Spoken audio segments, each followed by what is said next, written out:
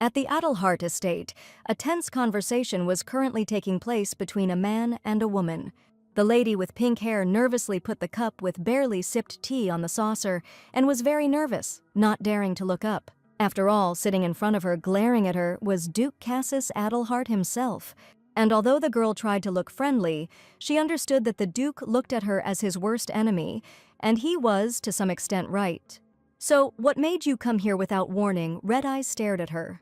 She clasped her hands nervously in her lap, but tried her best to collect her thoughts. "Your Grace." The girl finally dared to raise her blue eyes to him. "I want to break off our engagement." Her words sounded firm.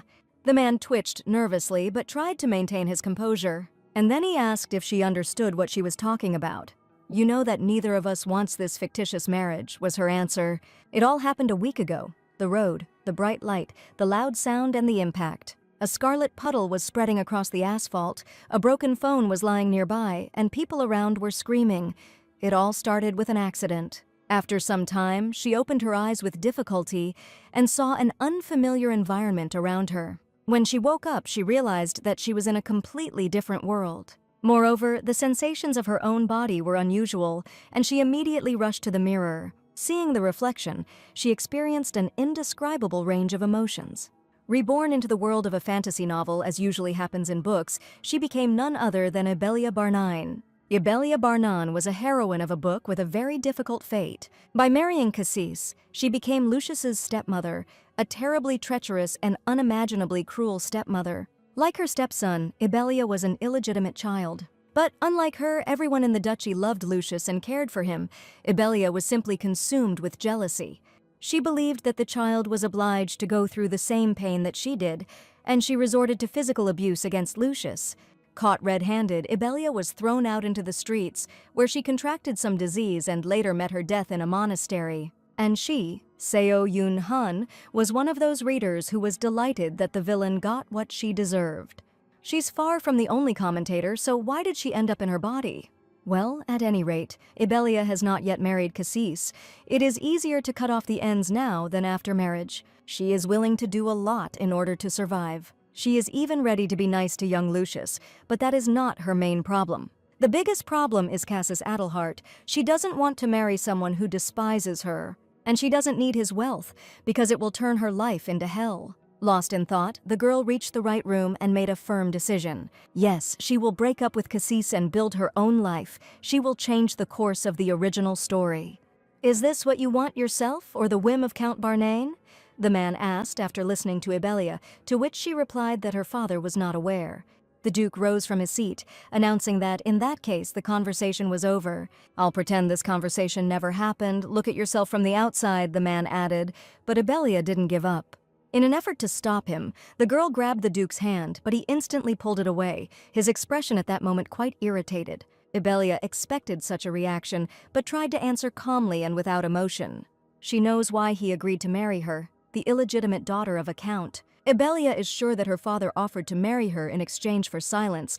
Technically, it was more like a threat. "Since you know, then why do you still want to break off the engagement?" Cassis became seriously angry.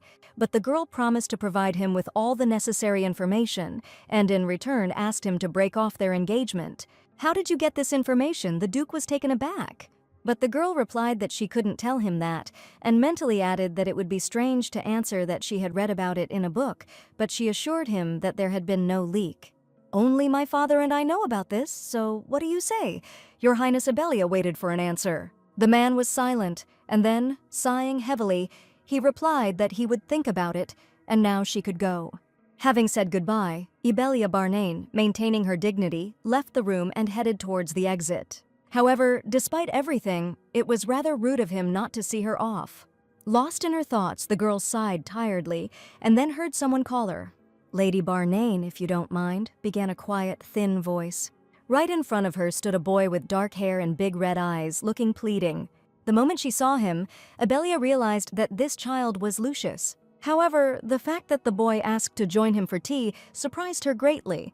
The nurse, who was following the young gentleman, remarked that he should first greet the lady, and Lucius remembered his mistake as he was about to introduce himself.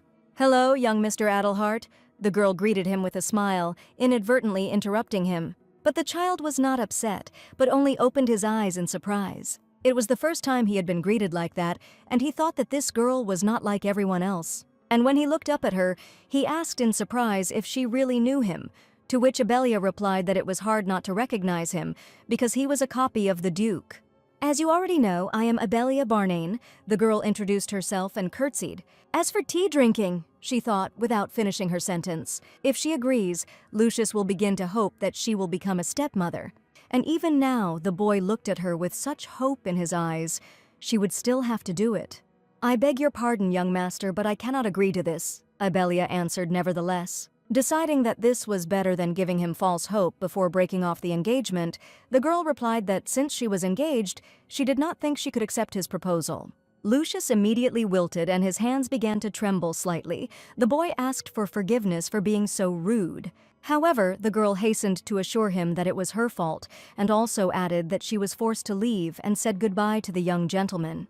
Lucius Adelhart, the sole heir of Duke Cassius Adelhart, remained standing where he was, watching as Abelia Barnane walked away towards the exit. Lucius Adelhart is the illegitimate son of Cassius Adelhart. In the original, he was cold-blooded just like his father, a man capable of killing without a shred of regret. This is how Lucius spent his childhood, all alone in this cruel world full of human indifference. One day, Cassius Adelhart declared Lucius his heir in front of the entire council. "What are you saying, Duke? You must choose a duchess who will give birth to a legitimate successor?" The advisors intervened, not understanding how an illegitimate child, and a commoner at that, could become the heir to the ducal family. One of those present even said that he understood his concern for the young master, but if he had a legitimate heir, he would very soon change his mind. The Duke did not listen to their indignation for long and ordered everyone to be silent. "This is my decision. Anyone who tries to challenge it will lose their head," the man said coldly. He was determined to give Lucius everything that was due to him by birthright. "If that's all, you can go free," he informed everyone present and rose from his seat. The man was determined and was not going to listen to anyone's objections. Opening the door, he walked out of the negotiation room, still maintaining his stern face, even when he saw that rose petals were scattered in front of the door. At this moment, Lucius was already running away from the opened door straight into the garden. He hid behind one of the columns, holding fresh white rosebuds in his hands and thinking about what he had heard. But his thoughts were interrupted by women's conversations that reached him from the garden. Perhaps the young master's mother was a commoner, if not worse, discussed the women at the table, the wives of the Duke's advisors. Knowing the Duke, he would have married even a fallen noblewoman, but the fact that he accepted only the young master means a lot, the gossips continued. Could it be that the young gentleman's mother's status was even lower than that of a commoner, they concluded. Then one of the lamas suggested that if she were the Duke's wife, she would send this child to a boarding school. Another added that it was too sweet of her. If she had been the Duke's wife, the child would have ended up in a monastery long ago. In this harsh reality, Lucius dreamed of only one thing. Every night before going to bed, the boy prayed to all the gods he knew. "Please let me have a mother." The child's desire was so great. Abelia Barnane returned home after her trip to the estate of Count Barnane. The coachman reported that they were there and helped the lady out of the carriage. The girl couldn't get the image of Lucius out of her head. It looked like he was crying. Maybe she should have agreed at least once. One tea party wasn't so bad. If she weren't in Abelia's body, she could take better care of Lucius. "No, what am I thinking about?"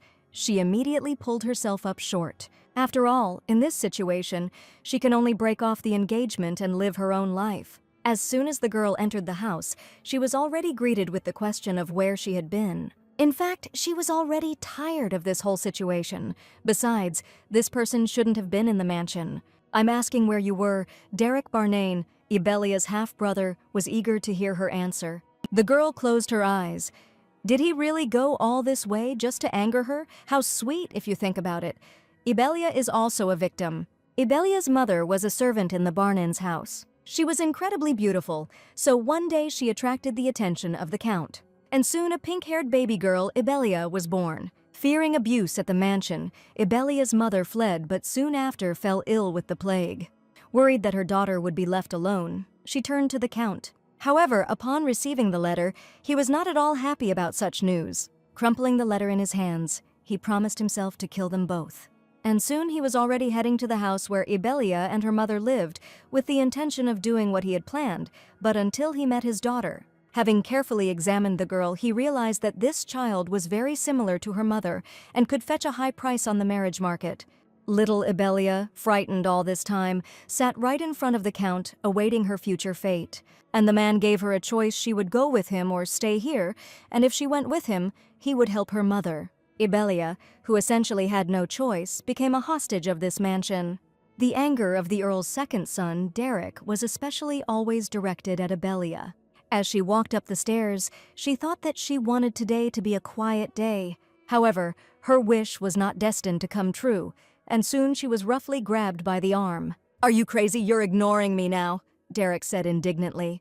But Ibelia replied that she had nothing to say to him, so let him pass. She was a little tired today. However, the man became seriously angry and was indignant at the way she was talking to him, to which the girl replied that he should call her sister.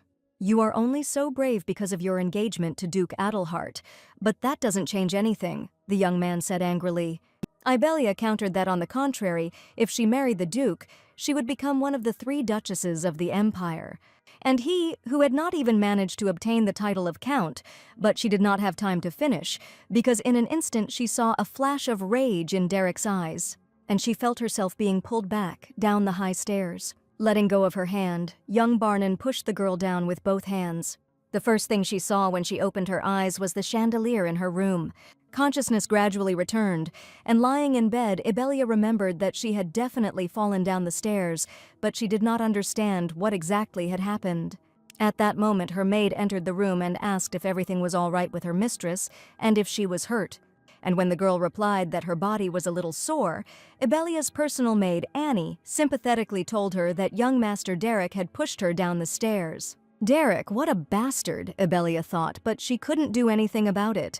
The maid gave her some painkillers and added that the doctor told her to rest. Annie also handed the lady a sealed envelope with a seal bearing the coat of arms of the Adelhart family land. The girl took it but was surprised why the Adelharts would write to her. "Lady Ibelia, hello, this is Lucius," the letter began. "The teacher said that in order to invite someone to visit, you need an invitation. This time I will prepare even more delicacies for tea. You will come, I will wait for you." So wrote young Mr. Adelhart. Ibelia was reading this letter carefully when she noticed that a few drops had fallen on it, and she realized with surprise that these were her tears and that she was crying. But why is she crying? Perhaps it reminded her of her own story. For her, who grew up without a mother, Lucius's feelings were more understandable than anyone else. Her father's woman also appeared in her life. She always tried her best to be kind to the girl and showered her with gifts. The appearance of her stepmother in her life was like a dream. Every day she dreamed that they would become a happy family. Well, that's in the past, as one day little Seo-yoon heard her father's wife suggesting that she be given to her relatives. After all, one day a second child will be born, and she will not be able to take care of both of them alone. Or she suggested sending her to a boarding school, because she heard that these days they have all the amenities. Because she knows how painful it is, she doesn't want to give little Lucius false hope. Ibelia wrote a reply, sealed the envelope, and handed it to the maid, instructing her to send it to the Adelharts. When the maid left on her mistress's errand, the girl sighed slightly and relaxed in her chair, indulging in her thoughts. Either way, no matter what happened yesterday, Derek is a complete bastard. He was definitely deliberately mocking her. And first of all, Ibelia must take revenge on Derek, and only then break off the engagement with Cassis. But even if she manages to break off the engagement, Count Barnen will not give up trying to marry her off, so Ibelia must escape from the Count's estate as far as possible. Thinking like this, she put on a long cloak. The girl realized that she would need money and something else. And for the latter, she needs to find an information guild, which she will do right now. Meanwhile, life went on as usual at the Adelhart mansion. Lucius held the letter in his hands and happily told the nanny that a reply had arrived from Ibelia. The woman was sincerely happy to see her pupil's joy and offered to read it, but the boy wanted to read it himself. "I hope you are in good health. Thank you for your repeated invitation to tea. Unfortunately, I have to decline, because I have no free time at all." This was Ibelia's answer to the young gentleman, and the more Lucius read, the sadder he became. And finally, he asked the nanny if it was possible that it was all because of his origin, and that was why his father and Ibelia did not like him, and that was why they were breaking off the engagement. The woman hastened to assure the boy that the Duke valued him very much, but Lucius was not convinced by her words, because in his heart he felt guilty. "Nanny, do you think I can convince her?" Hope flashed in the child's voice, and the nanny confirmed it. "Then I need to prepare a gift for Lady Abelia," Lucius rejoiced. "After all, everyone loves gifts, and maybe if she likes it, she'll change her mind." "Yes, let's try," the nanny agreed, but it hurt her to watch how the boy wanted with all his might to be loved. Meanwhile, Abelia had gotten out into the city and was wandering the streets in search of the right house. "Young master, please take your time." She heard a voice nearby and recognized it.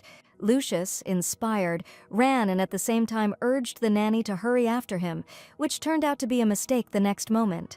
The sound of a dull fall echoed through the crowded street, followed by the worried cries of women passing by, which Abelia tried her best to ignore. It couldn't stop her from moving on. Just move on, she told herself. I can't help myself." Just a second later, the girl turned around and headed towards Lucius. Lucius sat on the ground and bitter tears welled up in the boy's eyes. "Young master, you are not hurt?" Abelia hurried towards him, removing the hood from her head as she went. Lucius's eyes widened in surprise when he saw Lady Barnaine standing in front of him. The girl asked him to get up because the ground was cold, and also suggested that he return to the estate for examination by the doctor. "No, I came to buy a gift for you." The boy refused without thinking. However, the lady insisted that in such a situation, the gift was not the most important thing, and his health was much more important.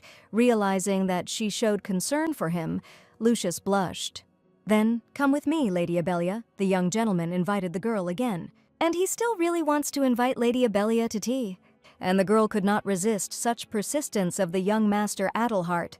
There were all kinds of cakes, cookies, candies, and other sweets on the table. Looking at all this abundance, Abelia thought only that she had no time for such things. However, at that moment, Lucius offered the lady to try another sweet, and the girl agreed with a smile. "By the way, young master, why did you want to invite me to tea today?" she asked. The boy was very embarrassed and did not dare to answer, but still asked if she could become his mother. At first, Abelia was taken aback by such a frank question, unable to squeeze out a word. And although she sincerely understood his feelings, she was forced to apologize, saying that she could not be his mother, from which Lucius assumed that this was because he was an illegitimate child. That's not the point. The girl was trapped, and she really didn't want to offend or upset the child. Luckily for her, at that moment the Duke came out onto the terrace and sternly asked what she was doing there. Lucius let out a frightened gasp and stared at his father with his big eyes. And the girl thought with understanding that such a reaction was exactly in the spirit of the Duke. The reason Abelia can't be left alone with Lucius is the secret that got the Duke cornered by Count Barnaine. And it lies in the fact that Lucius is not Cassis's biological child. There is one name that must not be mentioned in the Adelhart estate. And this is the name of the eldest daughter of the late Duke Adelhart and sister of Cassis, Julia Adelhart. For Cassis, who was abused by his father under the pretext of preparing to inherit the title, she would be the only outlet. Julia was the only one he could call his family, and only his older sister always said that Cassis was not guilty of anything, and he should not worry. But over time, fate separated them, and they entered different academies. And so, over time, the boy came to his senses and showed unprecedented fortitude. He was especially pleased with the thought that now Julia could escape from her father. But one day he returned home and found his sister in a very bad condition. "Julia, what the hell happened?" he asked his sister, who was crying in the middle of a destroyed room with traces of blood. "It was my father who did this," Lucius asked in a low voice, but his sister did not answer, because everything was clear without words. The endless violence against Julia, who became pregnant without knowing the father of the child, and Cassis, who knew the truth, always protected Julia from the Duke. Still a teenager himself, the future Duke was very worried about his older sister, and she lit up the world around him with her smile, thanking her younger brother for protecting her and her child. Julia died due to complications during childbirth. Cassis was wary of the ridicule of his sister, who died giving birth to an illegitimate child. And so, taking on the burden of condemnation from those around him, he accepted her child, Lucius, as his own son, and then set about searching for his biological father. A year ago, something happened at the Adelhart estate that made him very worried about the boy. The doctor who was called reported that the young gentleman had suddenly had a seizure, but Cassis did not understand what was happening. Everyone was especially worried about the strange flaming symbol on the chest of the exhausted Lucius. The doctor explained that the young gentleman did not just have a fever, but must have an innate curse that manifested itself in the form of a symbol, and it seemed to be passed down in the family. After the doctor asked the Duke if he had any ideas about this, Cassis looked through all the books in the library in search of an answer. Having found nothing, the Duke angrily thought that it was definitely from Lucius's biological father. There could be no other option. Time passed inexorably, and finding information about the curse became increasingly difficult. And one day, Count Barnen showed up at the estate, claiming that he could be very useful to the Duke. "It's about Lucius's biological parents," he told Cassis with a nasty smile. However, Duke Adelhart had no intention of playing games and asked him again what he meant, since Lucius was his own son. Cassis had no intention of revealing his secret to anyone, especially to such a slippery type as Count Barnen. However, when he revealed that Lucius's biological mother was his older sister, Julia Adelhart, it was as if a stone had been placed on the Duke's shoulders. "And the owner of such platinum hair is Lucius's own father," added Count Barnen, shaking a small envelope. "And while we're on the subject, he has a business proposal for the Duke. If you take my daughter Ibelia as your wife, I will keep everything a secret." It sounded like an open threat of blackmail. But if Duke Adelhart refuses, then the whole public will know about this secret. And since Ibelia asks for a divorce in exchange for information about Lucius's real father, it is only natural that Cassis is wary of their meetings. "Father, Ibelia has nothing to do with this. I invited her to us." The boy tried to explain everything to the Duke, but he sent his son to his room. Lucius didn't want to do this and kept trying to protect Lady Barnen. However, Ibelia herself asked the young master to listen, since she needed to talk to the Duke. When they were alone, Cassis asked the reason for her visit, to which the girl replied that she had met the young gentleman by chance in the market and had simply accepted his invitation to tea. "It seems I have spoiled the Duke's mood. If you are uncomfortable, I will leave right now." Ibelia stood up, and at that moment the sleeve of her dress was pulled up, revealing the bruises on the girl's wrist. The dark spots on her delicate skin did not go unnoticed by the Duke, and then he acted on emotions. The man instantly blocked her path, not allowing her to escape. Where did these wounds come from? They were inflicted by Count Barnen. He firmly but carefully grabbed Ibelia's hand, demanding an answer. And when the girl sheepishly replied that this was not so, he assumed that it was the work of her brothers. "Duke, this is not something to worry about while we are in the process of breaking off the engagement," the girl tried to reason with him. But the man objected that this was precisely what he had to worry about, since he had not yet agreed to break off the engagement. And since the lady is his fiancée, he believes that he has the right to ask questions of his fiancée. Ibelia thought that in fact he did not consider her his bride. But she answered out loud that these were just scratches from yesterday's fall down the stairs and asked to let her go. Reluctantly, Cassis let go of her hand and said that he would prepare a carriage for her. Soon he was already hurrying down the corridor and thinking about the current situation. The man's body was tense, and at first he walked too fast, but at some point he stopped abruptly. "Logan, find out how Lady Ibelia is treated at the mansion," he ordered his assistant. He still couldn't forget the wounds on her hands, because they looked like traces of violence. And if his suspicions turn out to be true, then he won't be able to leave everything as is. The ducal carriage drove calmly through the forest, carrying the guest on the orders of Duke Adelhart. Ibelia asked the coachman to drop her off at Courtney Street, but the servant explained that he had orders to take her to the Barnen estate. "There is one unfinished business, please. Just this once," the girl asked sincerely. Soon they arrived at the above-mentioned street, which the coachman informed the lady about. Entering one of the buildings, the girl thought that this was the very place. She slowly closed the door behind her and walked to the bar at the opposite end of the room. Ibelia gently rapped her fist on the table 3 times and spoke her prepared sentence. "One ascent, please, with lemon and ice," the girl said with a smile. Ascent is a cocktail popular throughout the Empire. However, in this tavern, ascent is the secret code of the Sierra Information Guild. The young man behind the counter asked her if she knew the meaning of this phrase, and the girl confirmed it with a smile. Knocking on the table 3 times and asking for an ascent with lemon and ice was the code for requesting a meeting with the leader of Sierra. 13 years after Cassis's death, the significant events of this work took place. Cassis's son found a portrait of Julia Adelhart in a secret room. Lucius, having learned the truth about his origins, decided that Cassis had betrayed him.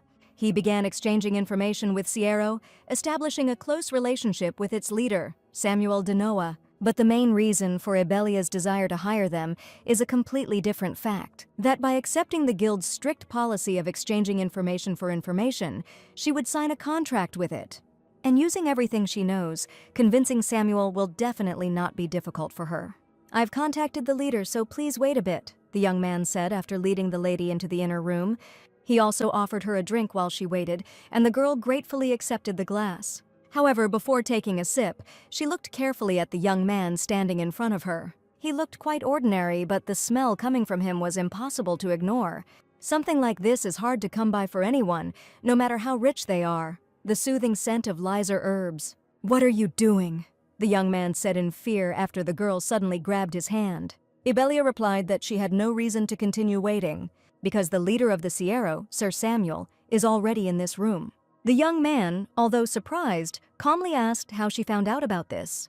"They say that Sir Samuel's younger sister is very ill, so she constantly burns the herb Lizera, which acts as a sedative, and you also smell of it," explained Ebelia. "And the ring on his index finger is an artifact that allows him to change his appearance." For a few moments, the young man looked at the girl in surprise and then laughed cheerfully, saying that it was very exciting. "I think you're worthy of my attention." Samuel twirled the ring on his finger. And at that moment, his hair changed color, his facial features were transformed. Samuel, the leader of Sierra, smiled dazzlingly and asked what the lady wanted. Ebelia put a heavy bag of money on the table and asked to borrow this artifact. In addition, she needed help in finding a woman who works as a doctor. She has red hair and green eyes. Lives most likely in the capital or somewhere nearby. Her name is Aaron Lawner. When the young man asked about the payment, the lady pushed the bag towards him, noting that it was enough to cover the cost of finding a doctor, but she also planned to continue working with Sierra in the future. "As a reward for this, I will tell you how to cure your sister," Ebelia smiled. The lady's last words left Samuel speechless. For 7 years, since Arya was born, they couldn't find anything, so how could the lady know the solution? The book is called Arya of Light. In other words, Samuel's younger sister, Arya, is the main character. She was fragile but kind. Lucius, who grew up distrusting people after the betrayal of Ebelia and Cassis, was touched by Arya's kindness, and the powerful divine power that was consuming her was the only light that could heal Lucius's curse. "Try making some Talana flower syrup for your sister. It grows in the kingdom of Cessia and helps restore strength," the girl added. But Samuel doubted why he should believe her, to which Ebelia pointed out that it was up to him to decide whether the information was reliable. And until the data on the Talana flower is verified, he will not be able to offer the lady any other information. Ebelia understood everything, but it was still in his interests to find a doctor as soon as possible. If she helps Aaron create a cure for Arya, it will make the deal with Samuel a lot easier. "Okay, anything else?" asked the young man. Smiling dazzlingly, the girl replied that there was something else she wanted to ask. Ebelia returned home when it was already completely dark. As she entered her room, she thanked God that she had not been caught. And just a moment later, the maid informed the lady that it was time for dinner, and the girl replied that she was already on her way. "You are late, Ebelia." The whole family, led by Count Barnain, gathered in the dining room. Looking at her so-called father, the girl noted that he looked much more cruel than she expected. The man noticed her gaze and asked what she was looking at. Ebelia replied that she was just lost in thought. The dinner continued in silence, and the plates on the table became empty. Ebelia also silently picked at her plate with cutlery. "Ebelia," the Count called, finishing his food and wiping his mouth with a napkin. The girl froze in surprise, not even bringing her fork to her mouth. "I heard that you visited the Adelhard estate yesterday without telling me why you went there." The question was asked in a chilling tone. However, the girl was not at all embarrassed, and calmly put down the cutlery. Now a lie would have been the best choice, but the circumstances had changed somewhat. And so Ebelia confidently replied that she had asked the Duke to break off the engagement. "What did you say?" the Count managed to ask with difficulty after the deathly silence that had settled in the room. "I spoke with the Duke about breaking off the engagement. I thought I would tell you at the right time," the girl explained with a smile. But she didn't have time to finish, because events unfolded too quickly. In an instant, Count Barnain was at her side and gave his daughter a resounding slap in the face. "Ebelia, not testing my patience," the man said angrily, radiating rage. As he left the dining room, he announced that he would speak to Duke Adelhart, warning her not to dare to mention breaking off the engagement again. "Remember this," the Count said firmly, without even looking at his daughter. When the door closed behind the head of the family, Ibelia rose from her seat, intending to leave, but was stopped by her brother's question if she had gone mad. The girl, whose cheek was flushed and sore, looked at the speaker completely emotionlessly. "You have nothing more to say?" she asked her question in response. But Derek didn't understand what she wanted to hear from him. "Maybe he'll apologize or ask if I'm okay," Ibelia explained. However, the young man only smiled maliciously at her words. He didn't consider himself guilty of anything. Besides, she had been talking nonsense lately, and she should stop interfering with the family's affairs and not be seen. "That is, you are not going to apologize," the girl stated. "I will never ask you for forgiveness in my life," Derek said, approaching his sister. And while he stood close to her, spewing anger, Ibelia quietly poured some liquid from a small bottle onto his feet. She had assumed that nothing good could be expected from him, so she was prepared. Derek had a chance to apologize to her, but he missed it. Earlier, Ibelia had told Samuel that there was someone she wished to push down the stairs, but only to injure him slightly. "Of all the requests we receive, this is the most restrained one," the young man noted. But nevertheless, the prospect of hurting someone still worried the girl. Soon, a smiling Samuel was handing her a small bottle of sparkling liquid. Still feeling a little uneasy, Ibelia sighed tiredly, wanting to leave this place as soon as possible. Meanwhile, important matters were also being decided at the Adelhart estate. Cassis's assistant provided the gentleman with the results of a small investigation at his request. Although the Count puts on a show of caring for Lady Barnon, he often neglects her at home. Moreover, even the Countess seems to mock her, using the lessons as a reason for hunger strikes and other restrictions. However, when the Duke asked about physical violence, the assistant replied that there was no such thing. Cassis thought about it, because it was hard to believe. If these were not signs of violence, then where did the wounds on her wrist come from? "I will visit the Barnane estate," the Duke announced, surprising his assistant with his suddenness. But Cassis was serious about checking something out for himself. The ducal carriage sped along the road towards the Barnane family mansion. The whole way, the Duke was absorbed in his own thoughts and reflections. It seemed he was on his way to save his fiancée from her family's abuse. But what if she says that she was not bullied? What will happen then? The man slightly regretted his actions, that he gave in to emotions without thinking at all. In fact, the cold-blooded Cassis Adelhart doesn't recognize himself at all. The arrival of Duke Adelhart caused quite a stir among the servants of the Barnon mansion.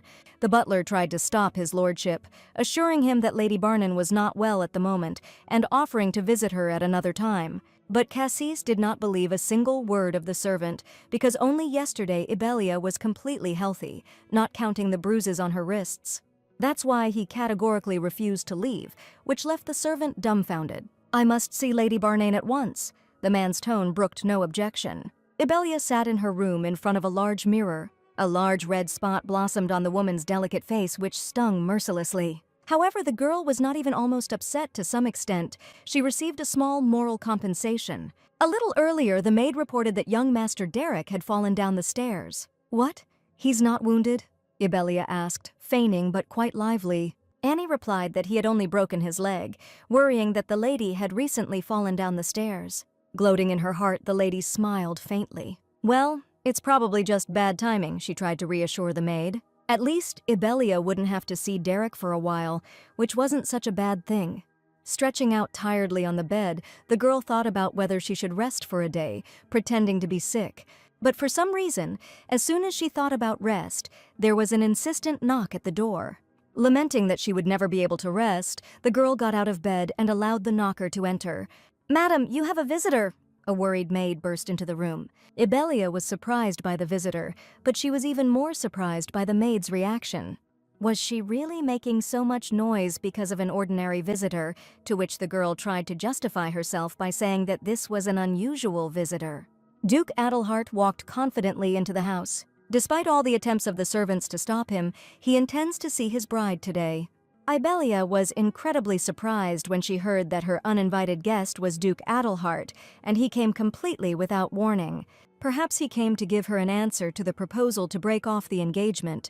The girl thoughtfully lightly touched her red cheek. But how can she meet him like this? Ibelia asked the maid to tell the Duke that she was not feeling well and to ask him to come back another time. The maid rushed to carry out her mistress's instructions, but returned after a while with an expression of horror on her face. The Duke wants to meet the lady today no matter what. He will wait for her in the reception room. Having said this, Annie exhaled tiredly, and the girl realized that she had no other choice. Well, nothing can be done. Having said this, Abelia got up from the bed, asking Annie to help her get ready. For the next half hour, the maid helped her mistress with her hair and makeup. Everything was ready, but the maid was worried that they had not managed to do anything about the mark from the blow, because it was impossible not to notice it. Abelia looked closely at her reflection in the mirror. A beautiful girl with a red spot on her cheek was looking at her. Annie kept complaining that if the Duke saw this, they would be in deep trouble. Abelia interrupted the girl's lamentations and asked her for one favor. She asked for the widest-brimmed hat available, as a plan had formed in her head. Soon Lady Barnane, wearing a wide-brimmed hat, walked confidently along the corridors of the mansion. She didn't have time to reach the guest room as her path was blocked. "Madam, I think you had better return to your room." The family butler stood before her, bowing respectfully. But Abelia replied that Duke Adelhart was waiting for her, to which the butler explained that the Countess was already talking to him. Hearing this, Abelia froze in bewilderment, wondering if the Countess herself had really condescended to talk. Is she really speaking to the Duke herself? But if so, then perhaps everything is for the best. "I'm not going to go back," the girl said confidently, adding that she couldn't make his lordship wait any longer. Soon she was approaching the doors of the guest room, which were slightly open. "Your Grace, as I have already said, Abelia is not well now," the stepmother's voice was heard. The woman insisted that the Duke visit his bride at another time. Standing on the threshold of the room, the girl realized that Countess Barnane wanted to preserve her reputation at all costs, because if Abelia appeared in such a form, she would destroy the image of a magnanimous wife that she had built. Hearing approaching footsteps, the woman sternly exclaimed that she had ordered not to let anyone in. Abelia entered the room with a smile, anticipating the look on her face. As soon as the Countess saw her, her face was distorted with anger, but at the same time horror could be seen in her eyes. But the Duke was slightly displeased that the girl had only just arrived, to which Abelia apologized, replying that she needed time to get herself together since his visit had happened so suddenly. And only after a few seconds did the Duke carefully examine the girl. "By the way, why are you wearing a weekend hat?" he asked the girl while she was fidgeting, covering her face with her hat. Realizing that something was wrong, the man stepped towards the girl and with one movement removed her hat from her head. The now unnecessary female accessory ended up lying on the floor. "This is also a wound from a fall?" he asked the stunned girl, already knowing the answer to his question. Countess Barnane was trying to explain that Abelia was a little clumsy, but the Duke asked her to speak for herself and again asked Abelia if it was a wound from a fall. What kind of a man is he? The girl thought, looking at Cassis. Could he really be so angry about this? "This is a trace of someone's blow," the Duke finished his question, his face darkening. He reached out and carefully took the girl's face, trying to get a closer look. No matter how you look at it, her wound can't possibly be the result of a fall.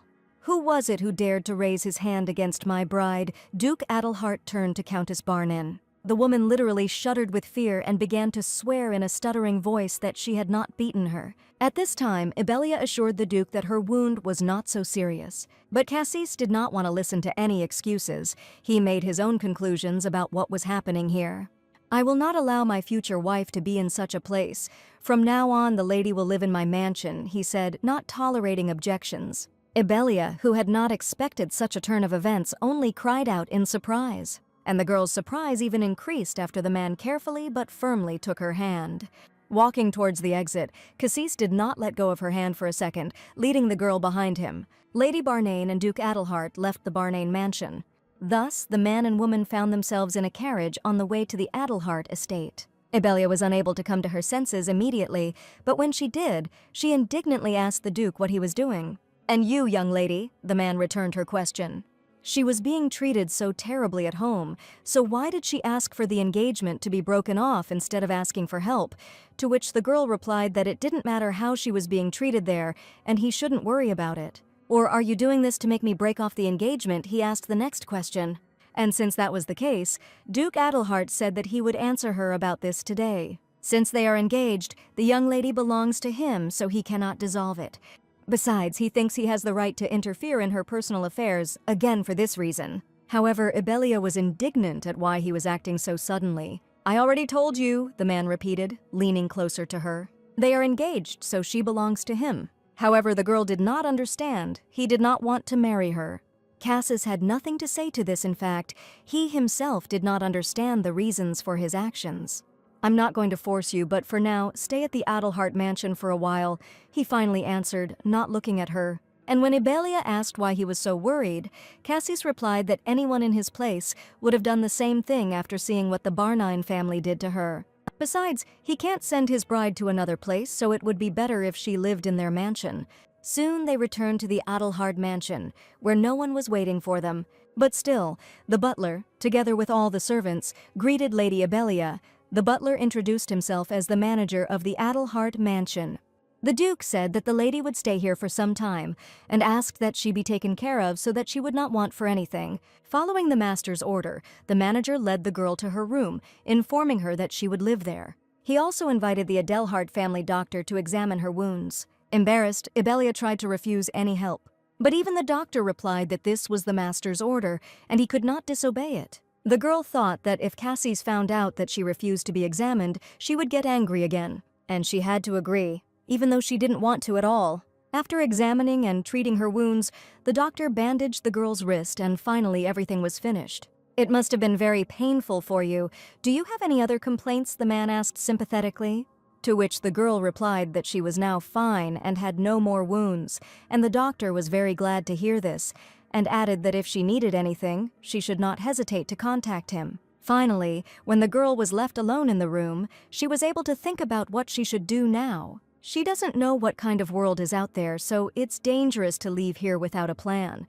She wanted to make money by collaborating with Samuel and get out of the Barnane mansion. All her hopes for such a development of events disappeared in an instant. Besides, if she left, would they be able to find a good mother for Lucius? That was what worried her. And the problem with the heir had not yet been resolved, which only added to the anxiety. And since she told Cassis about Lucius's father, she also needed to make sure that the curse would be lifted from him. But are such reasons enough for an unmarried woman to remain in a mansion where only a man and a child live? Her thoughts were interrupted by an insistent knock on the door, and the girl allowed her to enter. The door opened and Lucius appeared behind it, his look quite worried. Lady Ibelia, what happened to your cheek? The boy asked anxiously. Having answered that nothing terrible had happened to her, the girl asked what the young gentleman was doing there. Lucius replied that he was going for a walk and would like her to come with him. The tone in which the young gentleman uttered his request made the lady very sad and made her heart soften a little. Realizing that the girl had been silent for too long, Lucius repeated his request, asking if she would like to go for a walk with him. Okay, young master, the girl finally answered with a smile. It wasn't long before Ibelia and the young master Adelhart were leisurely strolling through the green, blooming garden. Ibelia was in a good mood, and she noticed everything around her with delight, especially focusing on such a plant as clover. Lucius, hearing this name, did not understand what she was talking about and thought that the lady meant hairgrass. Ibelia explained that this plant usually has 3 leaves, but sometimes you come across a 4-leaf clover, and they say that if you find one, your deepest wish will come true. Have you ever found a 4-leaf clover, Lady Ibelia? The boy asked her. To which the girl replied that no, although she tried several times, she still couldn't find it. Then the young gentleman asked what wish she would like to make, and the girl thought for a moment. But she didn't have time to answer, because the maid announced that dinner was ready and the young master and lady were expected at the table. Noticing that it was already late and the sun was beginning to set, Ibelia suggested that the young gentleman go into the house. Lucius agreed, but as he left, he looked thoughtfully at that very clover, hoping to find a 4-leaf one. The dinner was, as always, magnificent, and everyone devoured the food with pleasure. But the atmosphere at the table was as gloomy as could be. Ibelia even felt like she couldn't breathe. "Don't you like the food?" asked Cassis, to which the girl replied that everything was delicious, she just had no appetite. Lucius then asked his father if Lady Ibelia would continue to live in the mansion, to which the man replied that nothing had been decided yet, but for now she would stay here. "Lady Ibelia, is it true that if you find a 4-leaf clover, your wish will come true?" the boy asked breathlessly. Seeing his enthusiasm, the girl already regretted what she had told him. "Young master, these are just fairy tales. In fact, a 4-leaf clover does not grant wishes at all," said the lady, and asked Lucius not to look for it. This made the boy noticeably sad and silently bow his head. Standing by the window after dinner, Ibelia noticed that it had started to rain quite heavily outside. And out of the corner of her eye she noticed a shadow flashing in the garden, wondering who could be there in such weather. Not the gardener by any chance. But in the next moment, like a flash, realization came. Ibelia ran into the garden as fast as she could, into the pouring rain, praying that she was wrong. "Lucius!" the girl screamed when she saw the boy lying on the ground. She tried to rouse the young gentleman, asking what he was doing here in such weather. Really? She didn't finish, finally realizing that she was to blame for everything. She asked him not to look for the clover from fairy tales. "Didn't I tell you that he doesn't grant wishes?" Ibelia screamed, and bitter tears began to flow down the girl's cheeks. Exhausted by the search, Lucius tried to object, but his voice sounded quiet. "I found it." He held in his hands a green leaf with 4 petals. Despite being very tired, the boy smiled contentedly.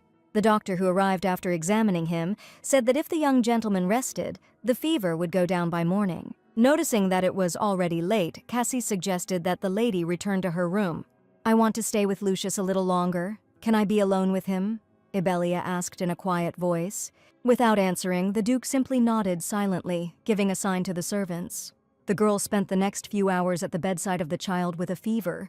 "Nanny?" Lucius asked questioningly as he woke up, noticing the girl nearby. But Ibelia replied that it was she and told him to continue sleeping peacefully. However, the boy only looked around restlessly, turning his head in different directions as if he was looking for something. "Young master, this is not what you are looking for."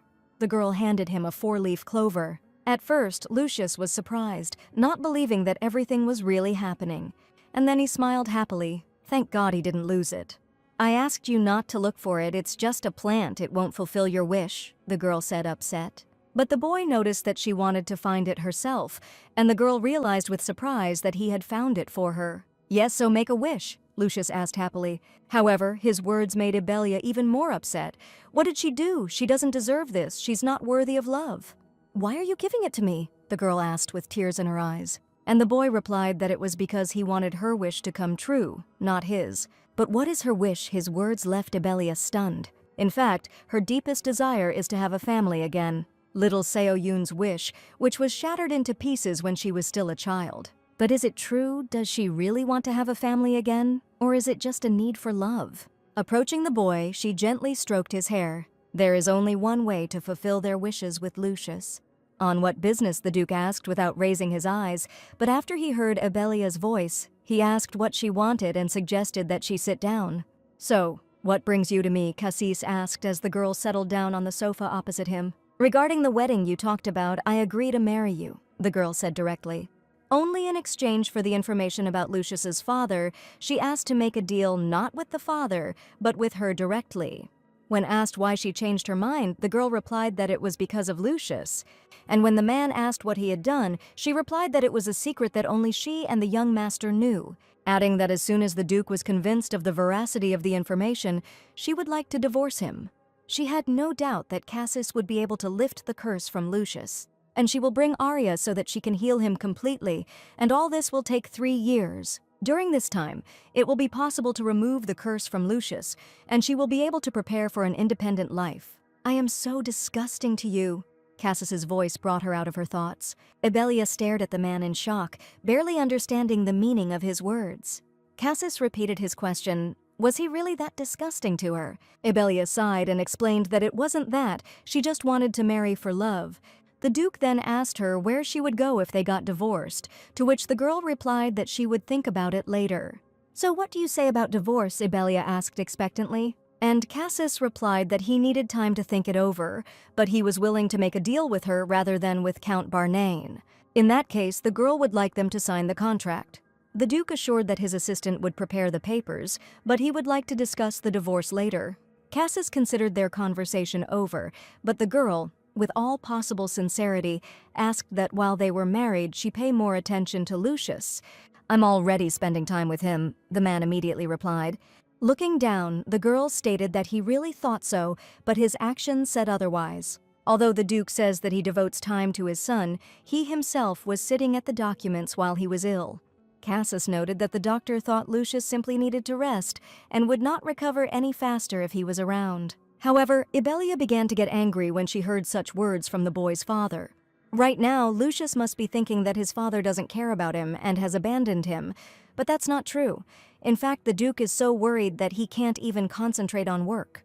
Ibelia thought it was a good offer for the Duke, but the man sincerely did not understand how to properly pay attention, which the girl promised to teach him. To begin with, she suggested putting the documents aside and going to Lucius, which the man did immediately after she left. But he paused slightly, remembering the recent words of the bride sitting in front of him. "You're so worried about Lucius that you can't even concentrate on your work." She seemed to look straight into his soul, pulling out even that which he himself did not realize. Cassis understood that Ibelia was right about everything, but he was embarrassed by his own behavior. He acted impulsively after seeing her wounds, and it really would be better for them to divorce when the time came. But she said she hadn't planned anything yet, and where would she go after the divorce? Would she suddenly return to the Barneys again? But why the hell was he so worried about this woman? Lucius's nanny was very surprised to see the gentleman in the boy's room late at night. Cassis immediately made a sign with his hand to her not to wake the boy with the noise. "Sit down, the young gentleman was just waiting for you," the nanny said quietly with a smile. Then she wished the gentleman to rest and left him alone with his son. The woman left in a good mood and a little calmer, because Lucius remained in the caring hands of his father. The boy was sleeping peacefully, and Lucius moved closer to his bed. The man timidly extended his hand to the peaceful child, and then he took his small palm in his own and squeezed it lightly. This simple movement stirred up memories dear to his heart. "Cassis, give me your hand." He literally heard his sister's soft voice. Yes, that was the last time he held her hand. That day he swore to himself that he would protect this child. The baby in his arms smiled at him carefreely, grasping his finger with its small hand. Didn't he keep his promise? But then why is Lucius afraid of him? Maybe because they are father and son. While Cassis was wondering why Lady Ibelia was speaking as if he had actually done something wrong, the boy woke up and opened his eyes with difficulty. Seeing his father nearby, he perked up and wanted to get up, but the Duke told him not to get up and to rest. "You came to me?" Lucius asked through embarrassment. And the Duke nodded affirmatively, confirming his words. The boy liked his answer very much, and he smiled happily, causing Cassis to look at him questioningly. "I'm glad you're here, father," the young gentleman replied sincerely. However, how can one be happy that his father simply came to the bed when he did nothing at all for him? "Sleep, it's late," said Cassis, and the boy happily obeyed. A few days later, Ibelia was carefully studying the marriage contract. Including information about the family of Baron Barnan, she read to herself, and these words made her think. Why is there no clause about divorce in the contract? They of course agreed to discuss it later, but it is strange that it is not there at all. Cassis noted that it was precisely because they had agreed to discuss it later that he had not included it in the contract, but the girl insisted on this clause. "What shall we do?" The Duke's assistant intervened in their conversation when the gentleman and lady were unable to come to an agreement. "Add a clause stating that the terms of the divorce will be discussed later," Lady Barnane compromised. But Cassis remained stubbornly silent, causing both Lady Barnane and his own assistant to call out to the Duke questioningly. Finally, to the girl's delight, Duke Adelhart ordered his assistant to add this clause, which the servant immediately made a note of in the papers. "And I also left my maid Annie in Count Barnane's mansion. Is it possible to transfer her here?" the girl asked her assistant, and he promised to do everything possible. The assistant also said that it would take at least 3 months to prepare for the wedding, and during that time they would do everything the gentleman needed, and asked if the lady had any wishes. "Can we have a small wedding?" Ibelia asked. To which the servant replied with embarrassment that it would be difficult, but the girl herself understood this because they needed to take care of the Adelhart's reputation. Then she decided not to interfere. Leaving the servants to do everything at their discretion, the assistant thanked for understanding and left. As soon as the young man left the room, Ibelia asked Cassis if it was okay to speak now, and the Duke replied that he had cast a spell of silence on the room so that no one would hear them. "Then let's get straight to the point. You wanted to know who Lucius's father is," Ibelia began. "He is Prince Lionel Session from the magical kingdom of Session." "Lionel Session?" Duke Adelhart repeated in a changed voice. He couldn't believe that this could be true. The girl thought that in the original Lionel was a womanizer, so it was not surprising that the Duke reacted that way. Lionel was the illegitimate son of the current king of Session, and either because of his resemblance to his father or because of an inferiority complex, he was constantly getting into trouble, which the king was extremely unhappy about. Therefore, the ruler of the Session decided to send his son to study at a magic academy. It was there that he met Julia, Cass's sister. Lionel was very kind to Julia and cherished her, but he hid their relationship, afraid that other people would start pestering her and hurt her. After all, he understood perfectly well that he was the illegitimate son of the king, and he would not be able to protect her from sharp tongues and evil people. And the only person who knew about their secret was Count Barnan. But this turned out to be not the biggest problem. Lionel developed the curse of the royal family of Cessia, and this same curse was passed on to Lucius later.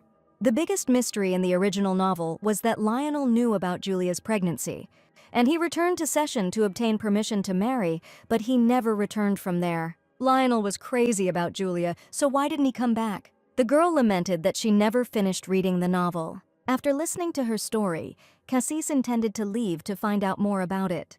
When the Duke left, Ibelia stretched tiredly and decided to visit Lucius. After all, now she will be able to give this boy the happiness he dreams of. In the corridor, the girl ran into a maid who was carrying a tray of food in her hands. "Is this food for Lucius?" Ibelia asked her, and the maid answered in the affirmative.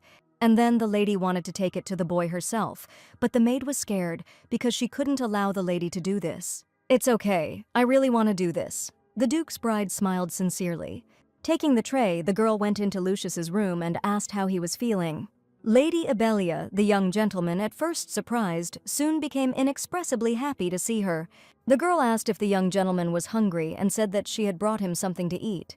And when Ibelia, in response to his question whether she had eaten herself, replied that she would do so later, he suggested that she join him. "This is not possible. The chef tried hard and prepared the dish especially for you, so you must eat it all yourself. Then you will quickly recover and grow big and strong," the girl answered. The boy asked again if he ate everything. Would he become as tall as his father?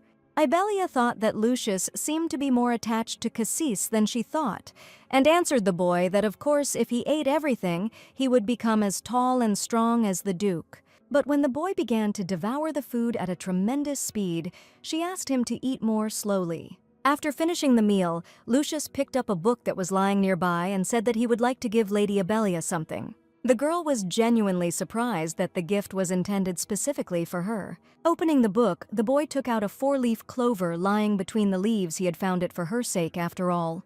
Ibelia was touched by the young master's action but shook her head. Her wish had already come true, so it was better for him to make his own. "Make a wish yourself?" Lucius asked, puzzled, and the girl asked what he wanted. The boy hesitantly shifted the 4-leaf clover in his hands. "I want you to become my mother, but if you are against it," the child began, afraid to raise his eyes to the lady. However, Ibelia almost immediately replied that she agreed, which surprised him. "I will become your mother." The girl smiled dazzlingly, feeling warmth spreading through her soul. At first, Lucius couldn't believe what she said, but then the child's eyes filled with tears. He was so happy that he promised to try his best to be a good boy, to stop being capricious, and to study etiquette diligently. Seeing that the child had become completely soft, the girl tenderly extended her hands to Olia. "You don't have to be a good boy," the lady said, causing the child's eyes to widen in surprise. As Ibelia hugged him, she told him that he deserved to be loved simply for existing. Lucius asked how she was, if she was happy to become his mother. "Of course I'm happy," Ibelia asked, hugging the boy tighter. She is always happy when she is near him. Meanwhile, Duke Adelhart sat in the gloomy semi-darkness of his office, digesting the information he had received. Lionel Session, at the mention of this name, the man's fists clenched, and days gone by came flooding back to his memory. "Who is he, Julia? Why hasn't he returned yet?" Cassis was very indignant and worried about his sister. But she replied that he promised to return after he received permission to marry, and that his family was probably against their wedding, which is why he was delayed. The brother knew it was a lie. What family would not like the proposal to marry the Duchess of Adelhard? "This bastard knows you're pregnant," the young man asked, barely containing his anger. In response, Julia asked not to call him a scumbag, and added that he, of course, knew, and left for his homeland as soon as he found out about her pregnancy. They decided to name their daughter Lucia and their son Lucius. These beautiful names were invented by the child's father himself. "So please take care of our child until he comes back," the girl asked her younger brother with a happy smile.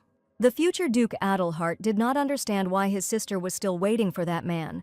And now, with the new information, he realized that all this time the father was the prince of the magical kingdom of Cessia, the same prince who was rumored to be a bastard and a headache for the royal family. How dare he? Cassis was angry and ordered Logan to gather all available information about the royal family of Cessia and Prince Lionel, and also to find out if Count Barnan and the royal family of Cessia were connected in any way. Having accepted the order, the assistant added that he would also prepare a letter for the Earl of Barnan and deal with the demands that the lady had put forward.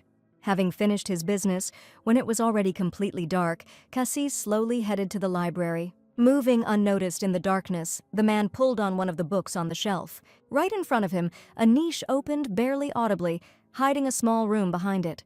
7 years have passed since our last meeting, he said quietly into the void. Standing in front of a small object covered with a red cloth, he pulled the cover off it, thus freeing the portrait of a young, beautiful girl, smiling happily at the world. Standing in front of Julia's portrait, the man said that he had recently met someone who, like his sister, always hides her feelings and pain. And every time she tries to hide something from him, Cassis feels his world, which he so carefully protected, crumble. It's just an old and already healed scar, so why doesn't it give him peace? And also this woman, how can she smile so radiantly after everything she had to go through? What is really going on in Abelia's head? The next day at the Adelhart estate was the same as all the previous ones. What kind of place is this? This is my first time here, Lucius thought, finding himself in an unfamiliar room. And what caught his attention most was an object standing in the middle of the room and covered with a red cloth. Without a second thought, the boy took the fabric with both hands to satisfy his curiosity. The fabric fell to the floor with a slight rustle, revealing an amazing sight to his gaze. Right in front of him was a portrait of a young and very beautiful woman with snow-white hair and bright eyes. Who is this beautiful angel? "Lucius, I'm going to look," Abelia's voice echoed throughout the house a little earlier. The girl looked through all the corridors and rooms, looking for the hidden boy. "Perhaps you are here," she called, entering the library. Lucius, meanwhile, sitting under the table, was glad that she would never find him. However, after looking around the room, Abelia noticed that there was someone under the table. "I wonder where Lucius is," the girl asked out loud, barely holding back her laughter. For the sake of appearances, she picked up books, pillows, and other objects, pretending to be looking for the boy. And then she fell silent and quietly crept up to the edge of the table. "So you're here," the girl stated cheerfully, suddenly squatting down near the table right in front of the stunned Lucius. Abelia said with a smile that she had found him again, which even upset the boy. No matter how much they play, the lady finds him easily time after time. He needs to find a new hiding place. Thinking about where he could hide this time, Lucius walked down the corridor. Suddenly his attention was drawn to a slightly open door. Looking inside, the boy did not recognize the place at all. He had never been here before. However, curiosity got the better of him, and he walked deeper into the room. He was especially interested in the object standing in the middle of the room and covered with a red cloth almost without thinking. The boy reached out to open it. Soon, Abelia's games with the young master ended, and it was time for dinner. The girl asked if Lucius would like to take a walk in the garden after dinner, to which the boy said that this time he wanted to visit another place. The girl became interested in what kind of place this was. Maybe there were treasures hidden there. But the young gentleman replied with delight that it was not treasure, but that there was one room with a portrait, and an angel was painted on it. His words surprised the girl very much, and the boy added that he really wanted to show it to her. After dinner, they went together to this secret room. The boy immediately showed Abelia the portrait. With his light hand, the red cloth was thrown to the floor, revealing a beautiful angel. As soon as Abelia saw the portrait, she immediately realized that it depicted Julia Adelhard. "Young sir, we have looked at the angel, and now it is time for us to return." The girl hurried to leave, realizing that if Cassis found them here, they would be in trouble. "Lady Abelia, my real mother is also so beautiful," the boy asked sadly. And Abelia realized that this young gentleman was still just a child and missed his mother. She asked him directly if he wanted to see his mother, and Lucius was a little embarrassed, not knowing how to answer her. "What are you doing here?" The Duke's displeased voice came from behind them. Cassis asked how they found this place and looked quite displeased, which made Lucius try to justify himself by saying that he came here himself. Himself, the Duke asked again, becoming more and more angry and gloomy. The boy, defending the lady, made it clear that he himself had asked her to come here with him and asked her not to scold her, but his father had only told him never to enter here again. A frustrated Lucius silently agreed, feeling that he had done something unforgivable. "Well, what story would you like to hear today?" Ibelia asked, putting the young gentleman to bed. But Lucius was only interested in whether his father had scolded him very much because of their actions, and the girl realized that he was very worried about it. "No, he's not angry," she answered the boy's question as kindly as possible.